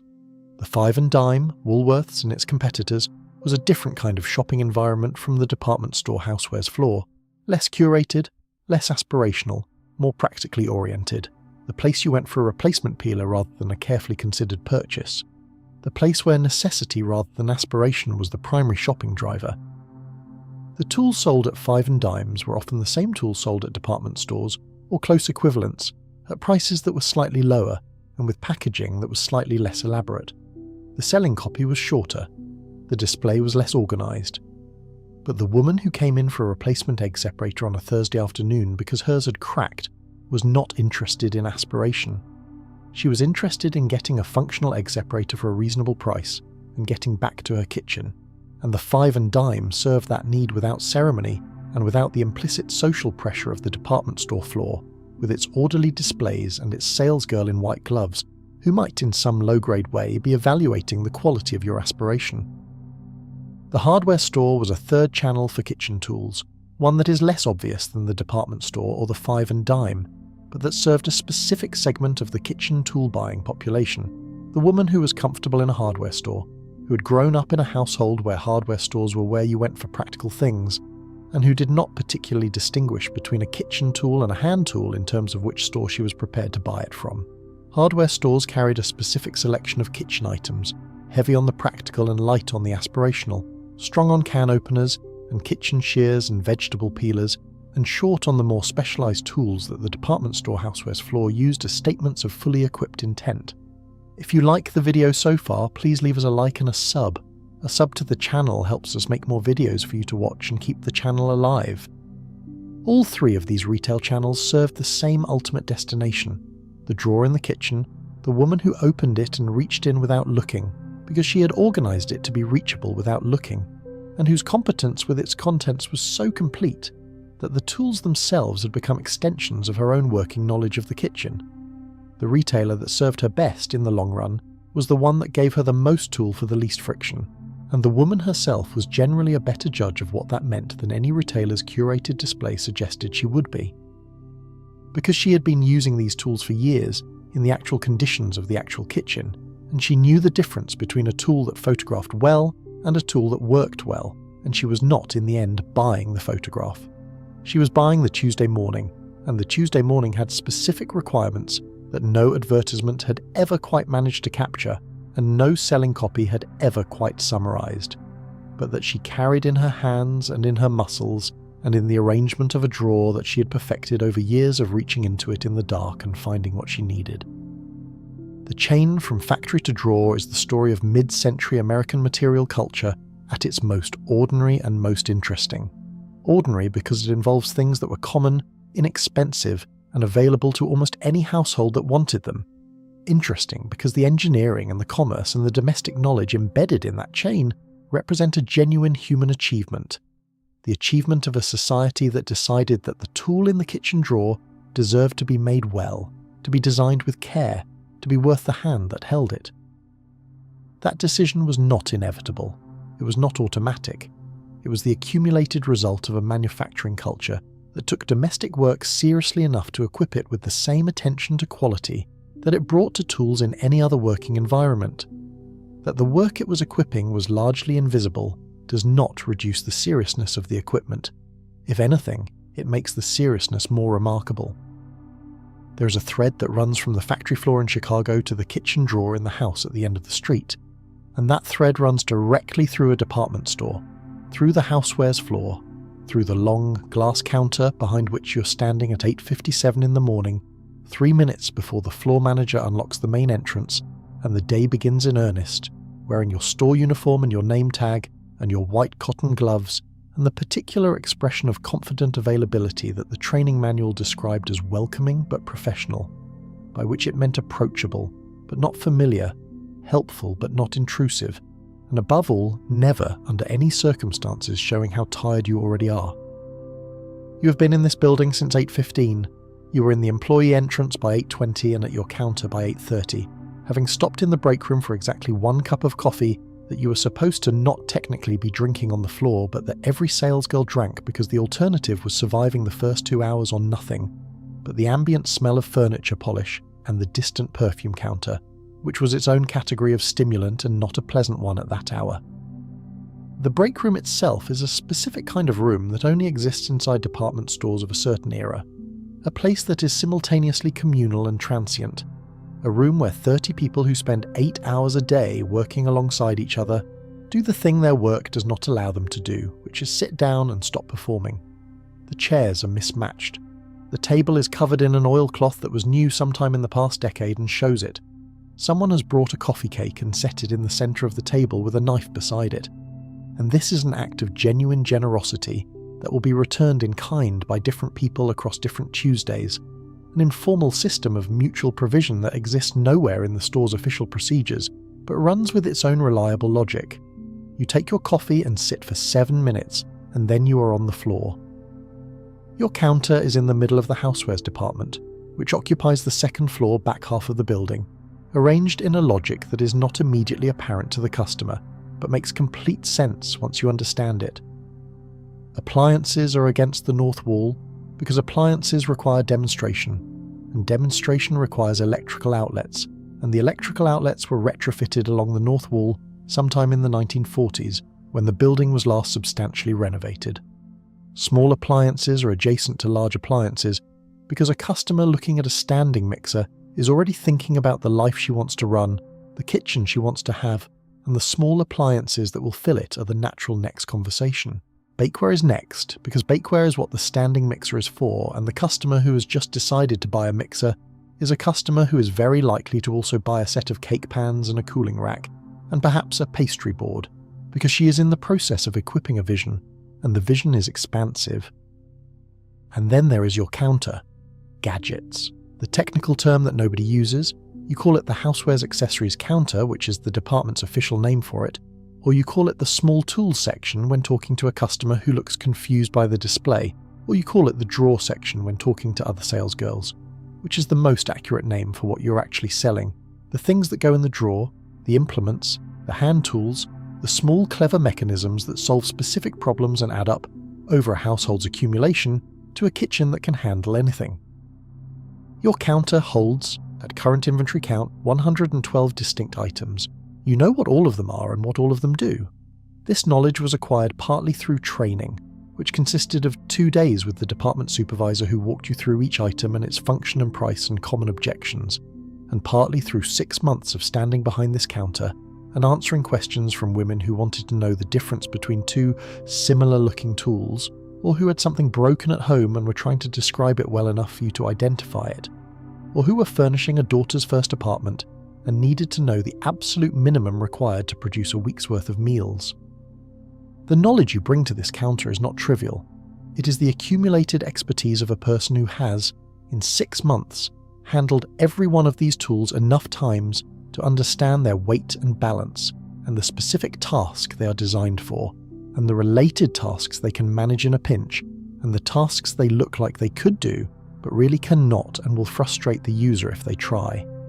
You know that the egg separator from the third display row is slightly too deep in its cup, which means it catches the yolk reliably, but requires a bit more force to release the white than a customer with small or arthritic hands will find comfortable, and that the egg separator from the second display row is shallower and faster, and the better recommendation for anyone you suspect might have difficulty with the motion. Nobody trained you on that. You figured it out by watching. The watching is a large part of what this job actually is, in ways the training did not prepare you for. You watch how customers approach the display, which items they go to first, which ones they pick up and which ones they only look at. You watch the hands, because hands tell you things about the person's comfort with tools and with their own kitchen that they would not think to volunteer. A woman who picks up a kitchen shear and immediately and correctly finds the grip and tests the spring knows this tool and is evaluating a specific candidate. A woman who picks up the same shear and holds it uncertainly, not quite sure which direction it is meant to open, is a woman who either does not own one or owns one she never uses, and your recommendation for her is going to be different from your recommendation for the first woman, even if they both end up at the same product. The floor manager unlocks the front entrance and the air pressure in the building changes slightly as the doors open. That particular whoosh of external air coming in over the marble lobby floor that you feel in your ears 2 floors up. A minute and a half later, the elevator doors open and the first customers of the morning arrive on 2. They are usually women, usually dressed for shopping rather than for weather. Coats over dresses, handbags, white gloves of their own.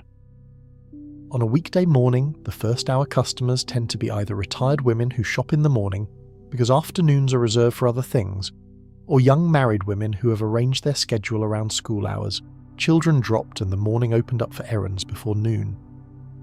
The first customer of your morning is somewhere in her mid-50s, in a good camel coat, looking at the cutting boards at the end of your counter with the expression of a woman who is considering replacing something she has had for a long time. You let her look for a moment. The training said to approach immediately, but the training was written by someone who had never actually sold anything from behind a counter, and your 6 months have taught you that the customers who are actually deciding something need a moment first and arrive at the conversation more readily if you let them get to you rather than the other way around.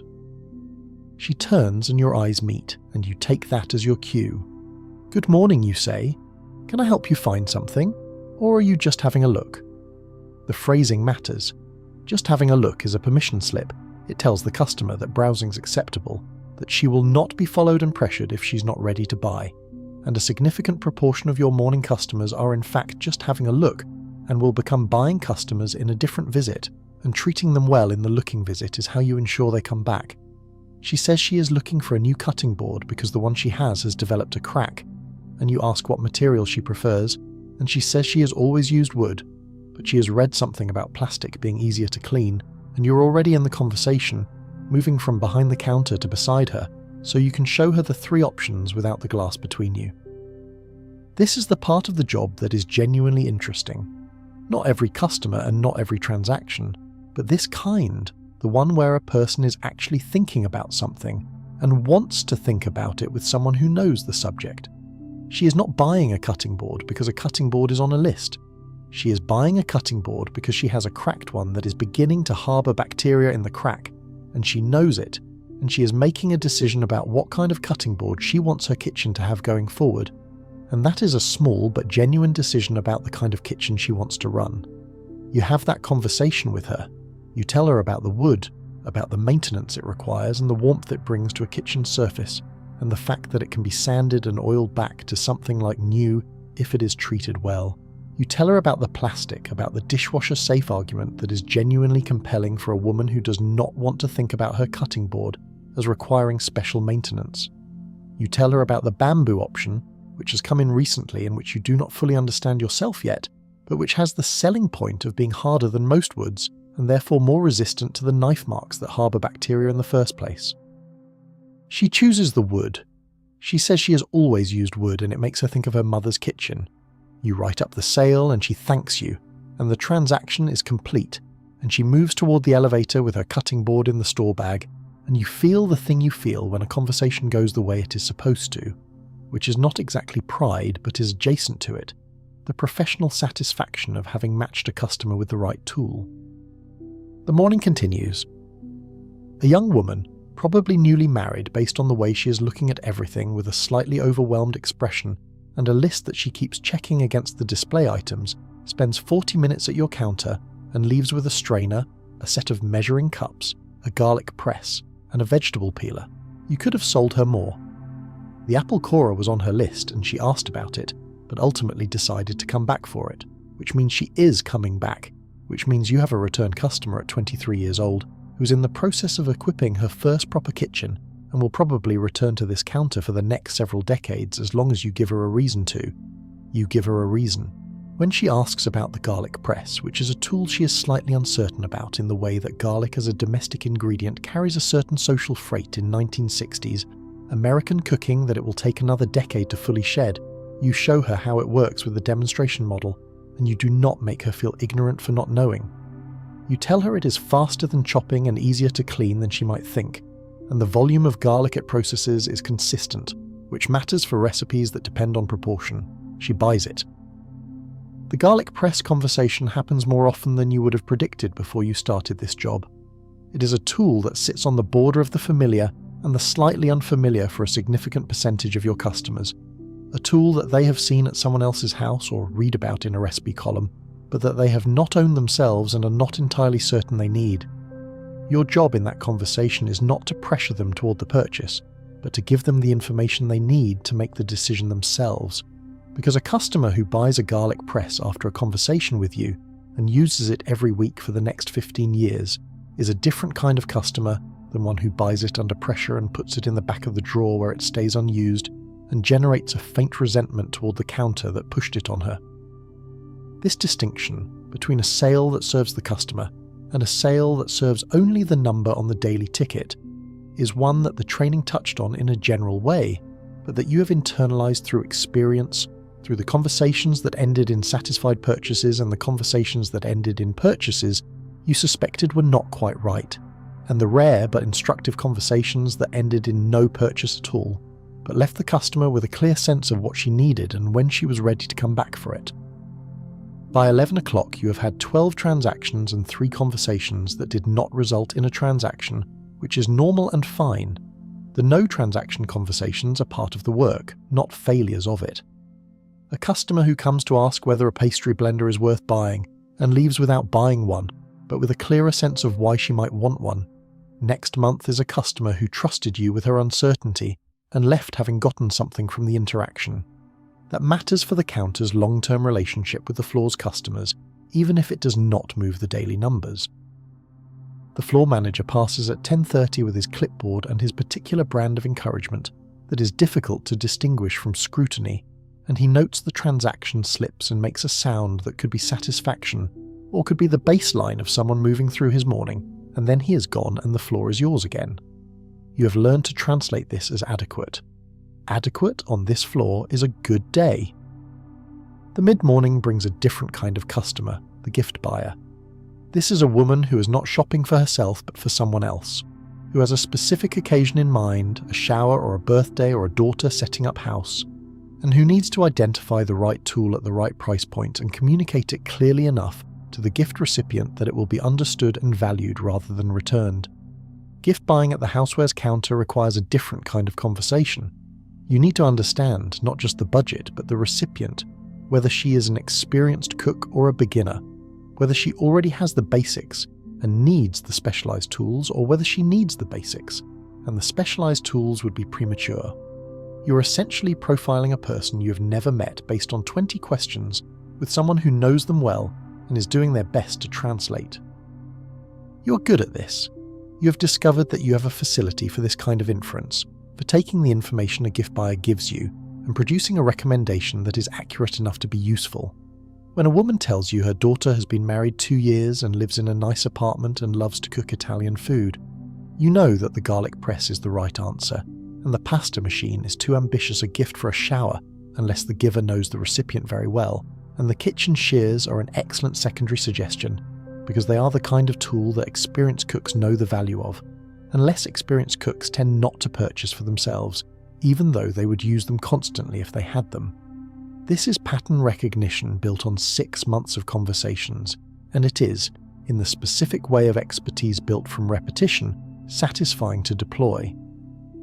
The gift buyer this morning is planning a bridal shower for her niece, who's getting married in March and who is, based on the description offered to you, an enthusiastic but not particularly experienced cook who has expressed interest in baking.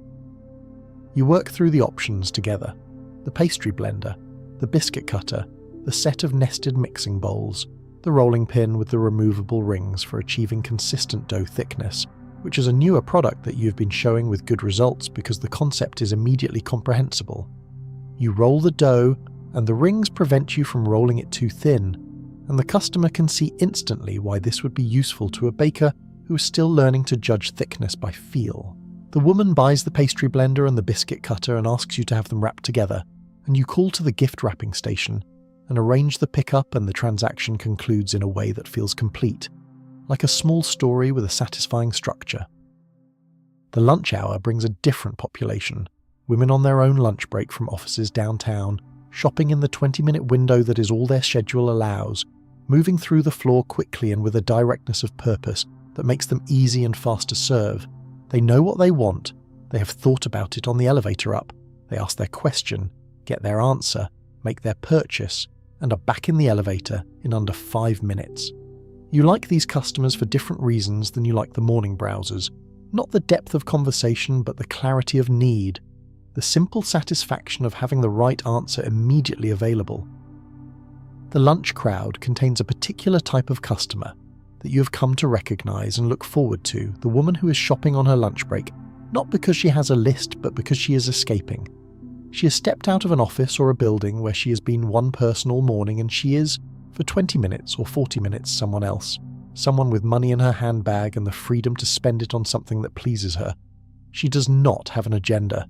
She wanders the floor with a particular quality of attention that is different from every other kind of shopping attention, expansive rather than directed, open to persuasion in the nicest sense.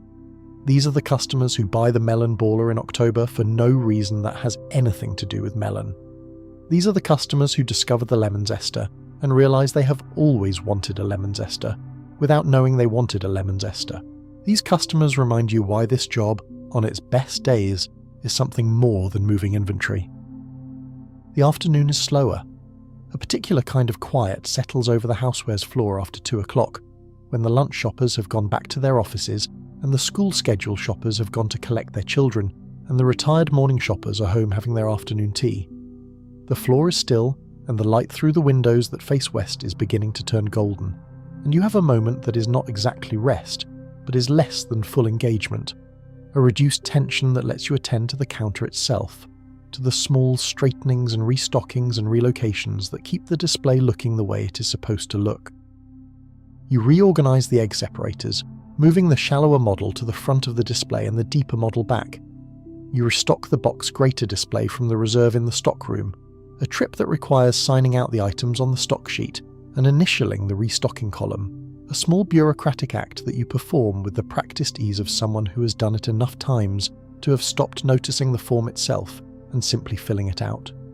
You replace a price tag on the kitchen shears that has gotten bent and illegible.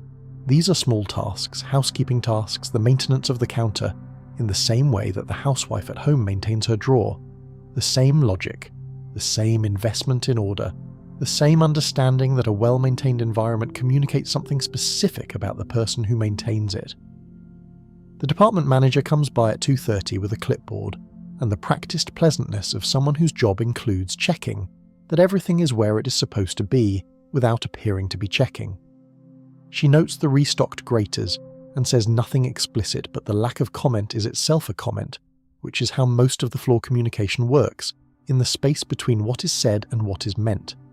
You learn this language quickly, or you do not stay. You have stayed 6 months. You have learned the language.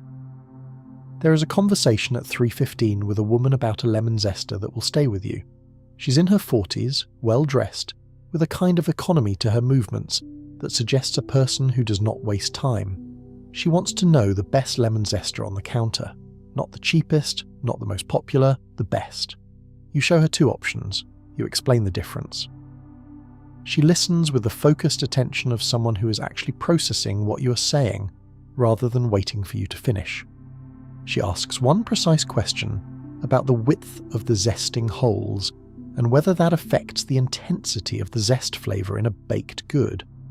You tell her that in your experience, the finer the zest, the more essential oil is released and the more intensely lemony the result, but that finer zest also integrates into a batter more completely, and some bakers prefer the texture of a coarser shred. She considers this for approximately 2 seconds and buys the finer one. She does not say thank you in the way that most customers say thank you, as a formality. She says it in the way that means she has genuinely received something of value. You feel it, and it is the best version of what this job can be. The afternoon also brings its share of returns, which are a different kind of conversation entirely. A woman who bought a kitchen scale last week and discovered it does not read in the increments her recipe requires. A customer whose garlic press arrived as a gift and who already owns one and is exchanging it for credit towards something else. These transactions require a specific combination of practical efficiency and social grace, because a return is never simply a mechanical exchange of goods for credit.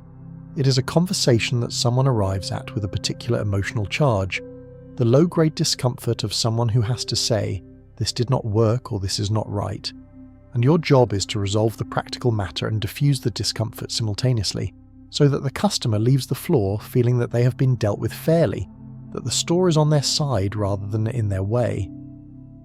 You've gotten good at returns. You learned early that the speed of the resolution is the most important variable.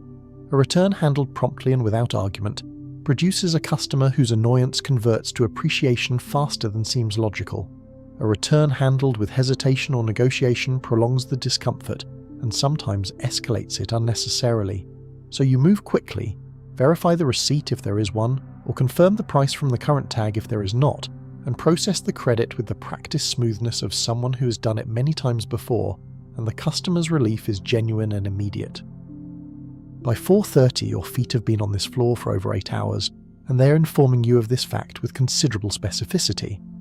There is a particular kind of pain that develops in the balls of the feet from standing on the hard floor of a department store for a full shift. A pain that is not dramatic but that occupies the bottom of every step and makes the 6-block walk to the bus stop at day's end feel like a second shift of its own. You have learned to shift your weight periodically, to spend a few minutes sitting on the stool behind the counter that technically exists for slower moments, but that the floor culture quietly discourages using too visibly.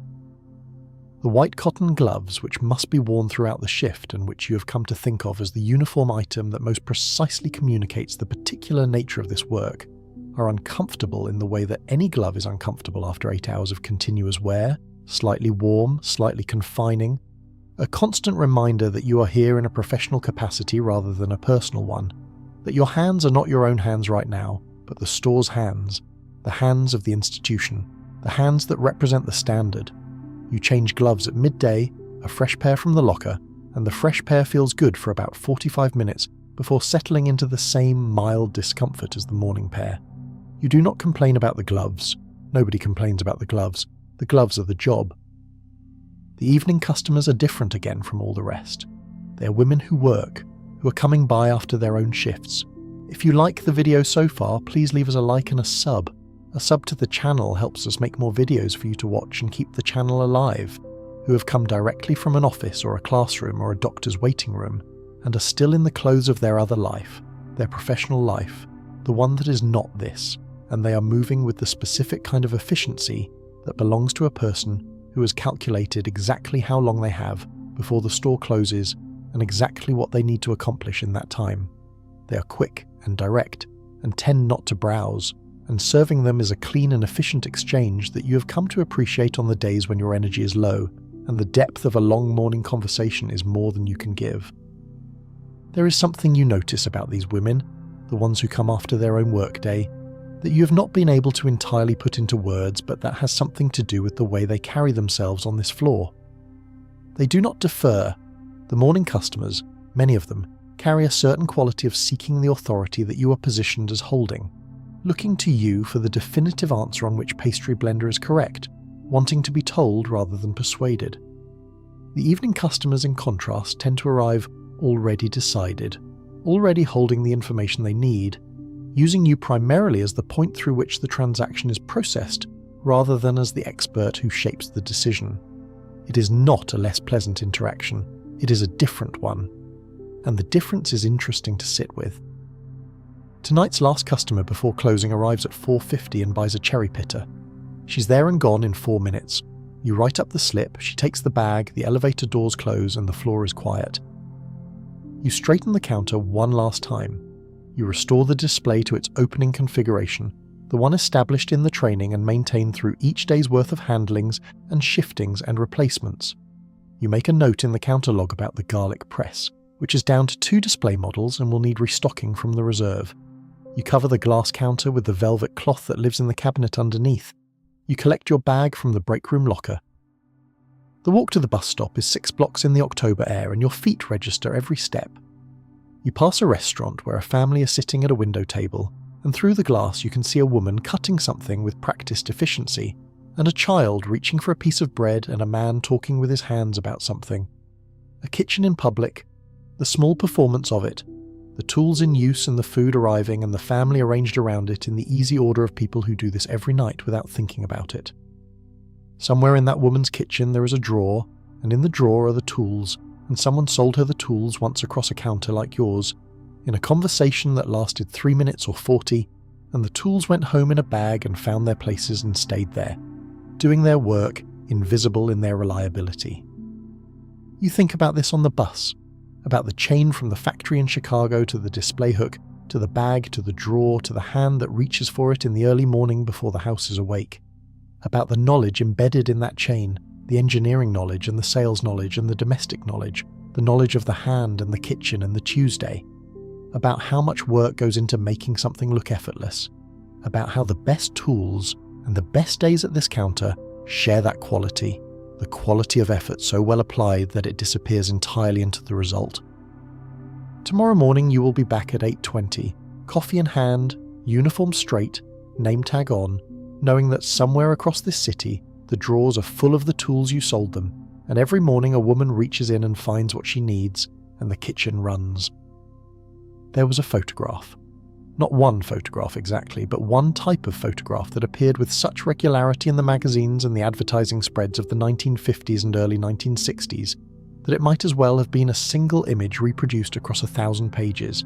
A kitchen, clean, bright, often in yellow or turquoise, or the particular shade of avocado green that was arriving as a fashionable colour choice in the mid-decade. A woman at the counter or at the stove, her hair set, her dress unwrinkled, her expression composed. On the counter, an artful arrangement of tools and ingredients that suggested productive domesticity without suggesting actual work. The kitchen was always finished, always managed, always ahead of its own demands. The woman in it was always fine. That photograph was not a lie, exactly. It was something more complicated than a lie. It was an aspiration that had been packaged as a description, a version of what the kitchen could theoretically look like on its best possible Tuesday, dressed up as what the kitchen actually looked like, and the distinction between those two things was large enough to hold the full reality of several million women's lives with room left over. Because the reality of the 1960s American kitchen was not clean and bright and finished and fine. The reality was ongoing. The reality was that the kitchen was never done, never fully completed, never in the state the photographs suggested, because the photographs were taken in the absence of the process that made the kitchen necessary, the process of actually feeding a family, which produces not an elegant still life, but a continuous cycle of mess and order, and mess again that no amount of organisational ingenuity could arrest entirely. The woman in the magazine had done nothing.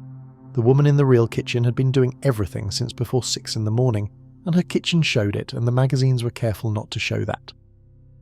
The post-war American domestic ideal was a deliberate construction. This is not a revisionist reading of history, but the documented conclusion of the people who built it, the advertisers and the manufacturers and the magazine editors and the television producers who understood that they were not merely responding to consumer desires, but actively shaping them, creating a vision of what domestic life should look like, and then selling everything required to approximate that vision. The kitchen was the centre of this project, not because kitchens were where the most interesting social activity happened, but because kitchens were where the most reliable commercial opportunity was. A woman who believed her kitchen should look like the magazine kitchen needed a new refrigerator, and a new set of matching appliances, and the right tools in the right colours, and the right cleaning products that would produce, at least briefly, the gleaming surface the magazine showed. The advertising that ran in the women's magazines of the late 1940s and early 1950s was, when you read it now, remarkable in its candour about its own intentions. It did not pretend to be neutral. It presented a vision and invited the reader to place herself inside it, using the language of should and will and imagine alongside the specific product that would help her get there. A dishwasher advertisement from 1950 does not say that a dishwasher will make your life easier. It says that a dishwasher will give you the evening your husband looks forward to, the you that isn't tired before dinner is over, the version of yourself that the kitchen was threatening to exhaust before you bought the right machine. The product is not a dishwasher. The product is the woman you will be once the dishwasher solves the problem of the woman you currently are. This is skilled advertising. The advertising agencies that wrote this copy knew what they were doing, which was identifying the anxiety at the centre of the domestic arrangement, the gap between the ideal and the achievable, and positioning their products as the bridge. It worked because the anxiety was real. Women were tired, the kitchen was demanding, the standard was high, and the products that promised to help were available, priced for the middle-income household, and presented with enough confidence and enough social pressure to make resistance feel like a failure of aspiration rather than a reasonable decision about resource allocation. The market for this vision was substantial. The post-war years had produced a population of young households, the baby boom's parents, couples who had married in the late 1940s and early 1950s, and were setting up the houses that the GI Bill had made suddenly accessible to a range of incomes that could not have owned property before. These households were new, their kitchens were new, or newly their own, and they needed to be furnished, equipped, and managed according to some standard that felt authoritative. The magazines provided the standard, the manufacturers provided the tools, and the women inside those kitchens were invited to understand the resulting expectation as natural rather than constructed, as the obvious right way for a kitchen to be, rather than the product of a substantial commercial and cultural apparatus that had very specific reasons for wanting them to think so. The expectation was not, in many cases, simply difficult. It was physiologically and mathematically impossible to sustain. The magazine kitchen required labour that in a pre-industrial era would have been distributed across multiple household members or paid servants. By the mid-20th century, the servants were gone from middle-class households, the household had been reduced to the nuclear family, and the labour had been notionally replaced by appliances that in many cases did reduce effort in specific and significant ways. The refrigerator that held a week's groceries was genuinely transformative compared to the daily market trips of the previous generation. The automatic washing machine saved real hours that had previously been consumed by the washboard and the wringer. The improvements were real. But they were not sufficient to eliminate the fundamental arithmetic of a household that required constant maintenance, and was staffed by a single adult whose primary occupation was that maintenance. The housewife of the 1960s worked. She worked at a pace and with a range of skills that would have been recognised as professional grade in any number of commercial contexts, and she worked without compensation, without defined hours, without benefits, and without the social recognition that accompanies work that is visible and credited and paid. The work was invisible not because it was small, but because it happened inside the house, behind the door that separated the domestic from the public, in the room with the drawer full of tools. The home economics movement, which was having a significant moment of cultural influence in the post-war years, is an interesting case in point. Home economics, as taught in high schools and universities during this period, was a genuine field with genuine intellectual content, a field that addressed nutrition, household management, domestic technology, and the economics of family life with a rigour that its detractors, then and now, tend to underestimate. The women who taught home economics were often highly educated, often genuinely passionate about their subject, and often convinced that elevating the domestic work to the level of a professional discipline was a form of advocacy for the women who performed it. They were not wrong exactly. The argument that cooking and household management deserve the same systematic approach as any other skilled occupation is an argument that holds up on examination. But the home economics movement operated within a framework that it could critique at the margins but could not fundamentally challenge. The framework that assumed women would be doing this work, that the question was how to do it well, rather than whether it should be distributed differently. The rigour was in service of an arrangement that the rigour did not question, and that meant the rigour, however genuine, was also a form of reinforcement. The etiquette manuals of the era are an interesting source document here. They addressed the domestic arrangements of mid-century American life with a thoroughness that occasionally tips over into comedy, and more often into something that deserves a more careful reading. They explained in precise and earnest detail how a woman should organise her kitchen, how she should plan her week, how she should manage the schedule of a household so that the right tasks happened at the right times and the house was in the right state when the right people arrived. They explained how meals should be planned ahead and how groceries should be ordered efficiently, and how the daily routine should be structured to prevent the accumulation of disorder that would eventually make the routine itself untenable. What they did not explain, because explaining it would have required acknowledging it, was what it cost. What it cost in time, which was continuous and not fully recoverable. What it cost in physical energy, which diminished with age in ways that the routine did not accommodate.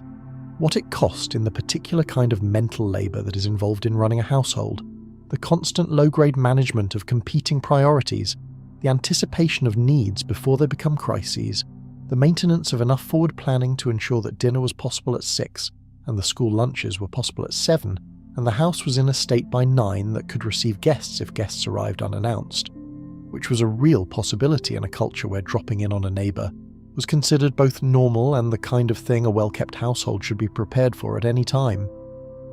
That preparation was not invisible to the women who performed it. It was invisible to the magazines, and it was invisible to the men who came home to its results, but it was not invisible to the women in the kitchens who woke before the house and stayed up after it and felt in their muscles every day the specific cost of keeping everything in motion. They felt it, and they did not, in the main, say so, because the cultural framework that surrounded them had arranged the expectations of their labour so completely that complaining about the work felt like complaining about the weather, an objection to a condition so fundamental and so apparently natural that voicing it seemed to say more about the person who voiced it than about the condition itself. And yet the kitchen was also, for many women, a genuine realm of authority. This matters and should not be passed over quickly. In a social structure that limited women's access to public power, professional standing, and financial independence, the kitchen was frequently the one space where a woman's expertise was unquestioned and her decisions were final. The household ran on her schedule, her systems, her knowledge. The drawer was organised according to her logic. The meals that appeared on the table reflected her skill, her planning, her capacity to manage the competing demands of a complex operation under time pressure. This authority was real even when it was circumscribed. The woman who ran her kitchen with the systematic efficiency of an experienced manager was exercising a form of competence that was genuine and consequential, and that she was right to take seriously, even when the larger culture treated it as something other than serious. The drawer was not just a set of tools, it was the physical expression of a management system, an inventory maintained over years with specific logic, available in the dark because the person who maintained it knew it by feel and had organised it to be known that way. Some women loved this work. It is important to say that clearly and mean it, not as a concession to historical fairness, but as a genuine observation about human experience. There are people whose temperament and talents align with the particular demands of household management, people for whom the systems thinking involved in running a household is intrinsically satisfying, for whom the physical work of cooking has genuine pleasure in it, for whom the home is a creative medium and the kitchen drawer is a workshop. These women existed in significant numbers, and their experience of the 1960s kitchen was not primarily one of constraint or thwarted ambition. It was primarily one of competence, of the pleasure that comes from doing something well that requires doing well, of the specific satisfaction of a drawer that is in order because you ordered it. But they were not the only women in those kitchens. They were alongside women who would have preferred to be elsewhere, women who had been educated and trained for something, and found themselves instead in the kitchen by default, by the logic of a marital bargain that exchanged their professional ambitions for the security of a maintained household. Women who were managing depression, managing loneliness, managing the specific psychological difficulty of spending most of each day in a room that asked nothing of them except their labour. Women who had not chosen this life so much as arrived in it, the way one arrives in a city where the bus stopped and there was no return ticket. The tranquilizer data is not easily dismissed. Miltown, one of the first widely prescribed tranquilizers, became the most prescribed drug in the United States by 1956, only 2 years after it was introduced. Its primary market was women. Its prescribers described its effects in terms of managing the anxiety and nervousness of patients who were having trouble coping with the demands of their daily lives, which was a clinical way of describing women who were finding the post-war domestic arrangement more difficult than the magazines suggested it should be. The drug did not address the arrangement, it addressed the women's response to it. Valium, which arrived a few years later, and which would earn the nickname Mother's Little Helper, in a song that was widely understood to be about exactly this phenomenon, continued and deepened the pattern. These were real prescriptions for real distress in real households, and the medical response to that distress, rather than addressing its structural causes, was to manage the distressed person's capacity to endure them. Betty Friedan, writing at the very beginning of the 1960s in a book that would change the conversation about this subject permanently, described what she called the problem that has no name, the pervasive, low-grade dissatisfaction of educated American women who had been told that the gleaming kitchen was the destination, and who had arrived there and found it was not enough. The response to her book, both supportive and hostile, revealed the degree to which the subject had been under pressure, the millions of women who recognized what she was describing, and the millions of people who found the description threatening, for reasons that had more to do with the economic and social structure that depended on the kitchen arrangement than with any genuine argument that the arrangement was working. The kitchen itself was innocent of all of this, in the way that a setting is innocent of the events that occur within it. The linoleum was just linoleum, the gas range was just a range, the drawer was just a drawer with tools in it. The meaning was applied by the culture, by the expectations that surrounded the room and the person inside it, by the advertising that defined what the room should look like, and by the social enforcement that arrived in the form of neighbours' opinions and mothers' advice, and the consistent message of every magazine and television programme and etiquette manual that this room was the centre of a woman's identity, and its management was the primary measure of her worth. The tools in the drawer were not to blame for any of this. The The tools were good tools, honestly made and genuinely useful, and the women who used them in service of real work that mattered. The garlic press did not oppress anyone. The kitchen shears were not a symbol of constraint. They were instruments of competence in the hands of people who were competent, and dismissing them or the skill of the people who wielded them would be its own kind of distortion. The problem was not the tools.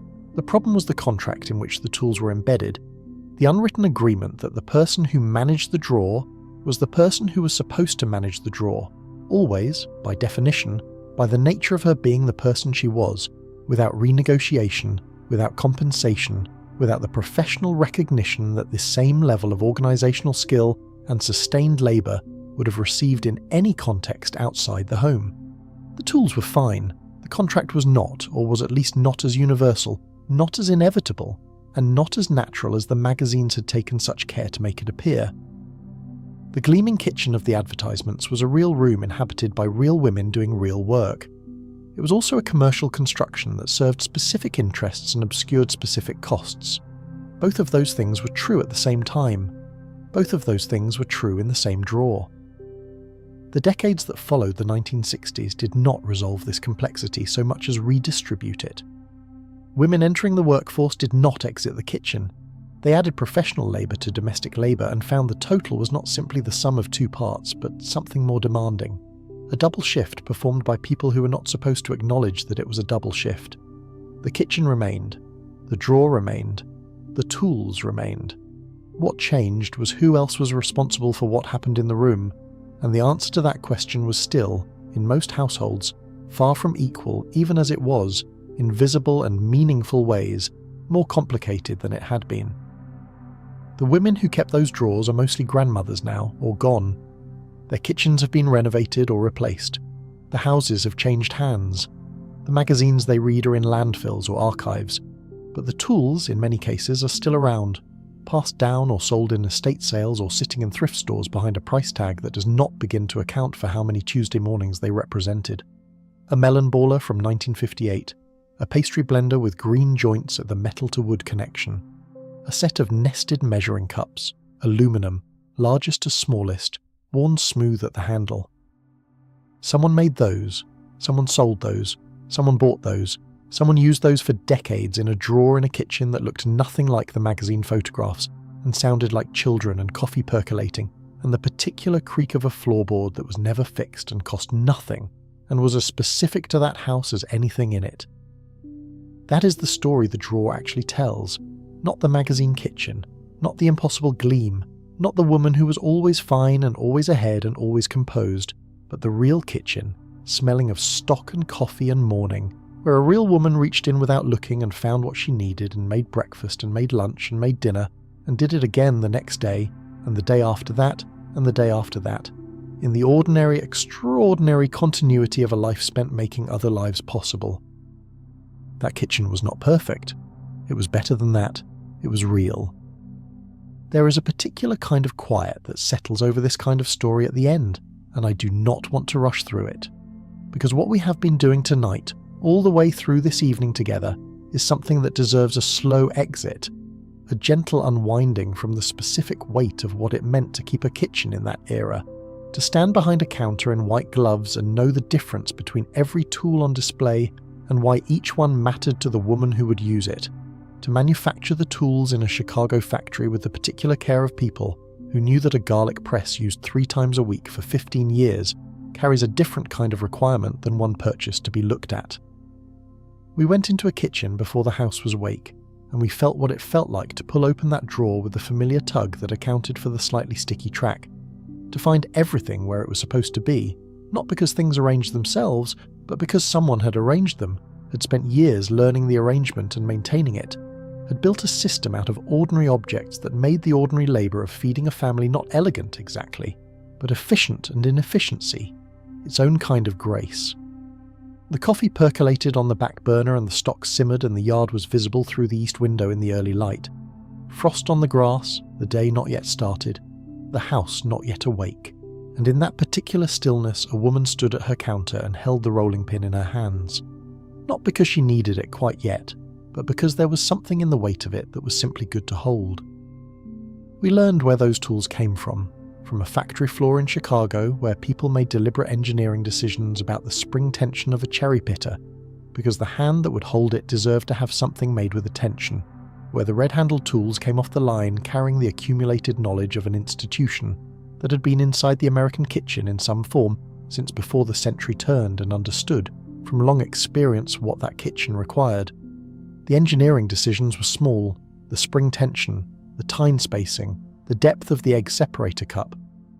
But their cumulative effect was a kitchen full of tools that worked, that fit the hand, that removed friction rather than added it. And over 30 years of Tuesday mornings, that difference added up to something that was not glamorous and was not celebrated, and was, in the most honest accounting, one of the genuine achievements of American manufacturing in the post-war era. We stood behind a counter and discovered that the knowledge required to match a customer with a lemon zester is not a small thing, that it is a real expertise built from real repetition and genuine curiosity about the objects and the people who need them. We learned to watch the hands, to read the slight hesitation that tells you whether a customer has owned this tool before and is replacing it or is encountering it for the first time and needs a different kind of introduction. We learned the difference between a sale that serves the customer and a sale that serves only the number on the daily ticket. If you like the video so far, please leave us a like and a sub. A sub to the channel helps us make more videos for you to watch and keep the channel alive. And we discovered that the best version of the day at the counter was not the highest transaction day, but the day when the conversations went deep and the customers left with something that matched their actual need. We walked 6 blocks to the bus stop with aching feet and thought about the chain from factory to counter to drawer to hand, and the thought was not a small one. And we looked at the gap, the distance between the gleaming ideal and the real morning, and we tried to hold both things at once without cancelling either, because the kitchen was genuinely good in many of the ways it was said to be good, and the tools were genuinely useful in the ways they were sold as useful, and the labour was genuinely skilled in the ways it was rarely acknowledged as skilled, and the contract was genuinely hard in the ways the magazines were careful never to show. All of that is true. It is all true in the same drawer. The women who lived in these kitchens were complicated, as people are.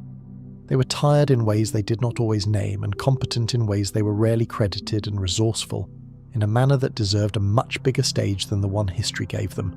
They found small pleasures and endured large demands, and got up the next morning and did it again, and the drawer was full and the coffee was on, and somewhere in the house there was a child who needed breakfast and a husband who needed his lunch packed and a day that had already begun requiring things. Tonight we went back there, to that kitchen, to that world, and we stayed long enough to feel the weight of the rolling pin in our hands and the particular warmth of a cup of coffee at 6:15 when the house is still and the day has not yet made its first demand, and in that moment, before the demands arrive, there is something that is not quite contentment, but is as close to it as the morning gets. The drawer opens. The tools are where they are supposed to be. The hand reaches in without looking because it has done this enough times to know exactly where to find what it needs. The coffee is on. The stock simmers. Outside, the yard holds its breath in the cold morning light. Inside, a woman who started work before anyone else in the house was awake is already 3 steps ahead of the day, already thinking about Thursday's soup and tomorrow's lunches, and the grocery list that needs one more pass, already managing the morning with the quiet efficiency of someone who has made herself indispensable to a household that rarely thinks to say so. That is the kitchen. That is the drawer. That is the work that the photographs were careful not to show, and the tools were built to make possible, and the salesgirl in white gloves helped put in the bag, and the manufacturer in Chicago made with actual care. I hope the night is gentle with you wherever you are. I hope the sounds of your particular house are familiar and small. I hope you found something in tonight's stories worth carrying into sleep, some small detail about a woman at a stove, a tool in a drawer, a morning in a decade that felt like it would last forever and lasted, as all things do, only as long as it lasted. Let everything you were carrying tonight set itself down. Let the kitchen in your mind settle into its early morning quiet, that particular stillness before anyone else is awake, before the day has started its demands. The coffee is on, the yard is visible through the east window, the drawer is closed. Somewhere, a floorboard has a creak that someone learned to step around, and that small knowledge, that intimate, specific knowledge of the particular house, and the particular morning is its own kind of belonging. Somewhere, a kitchen smells of coffee and something baking. Somewhere, a drawer is full of everything needed, the tools in their places, the arrangement holding, the order maintained by someone who understood that order is not given, only made, and that making it is its own quiet form of work. Somewhere, a woman who worked harder than anyone ever photographed is finally sitting down. Sleep well. Where in the world are you watching from? Let me know in the comments, and don't forget to subscribe if you want to see more videos like this. See you on the next one.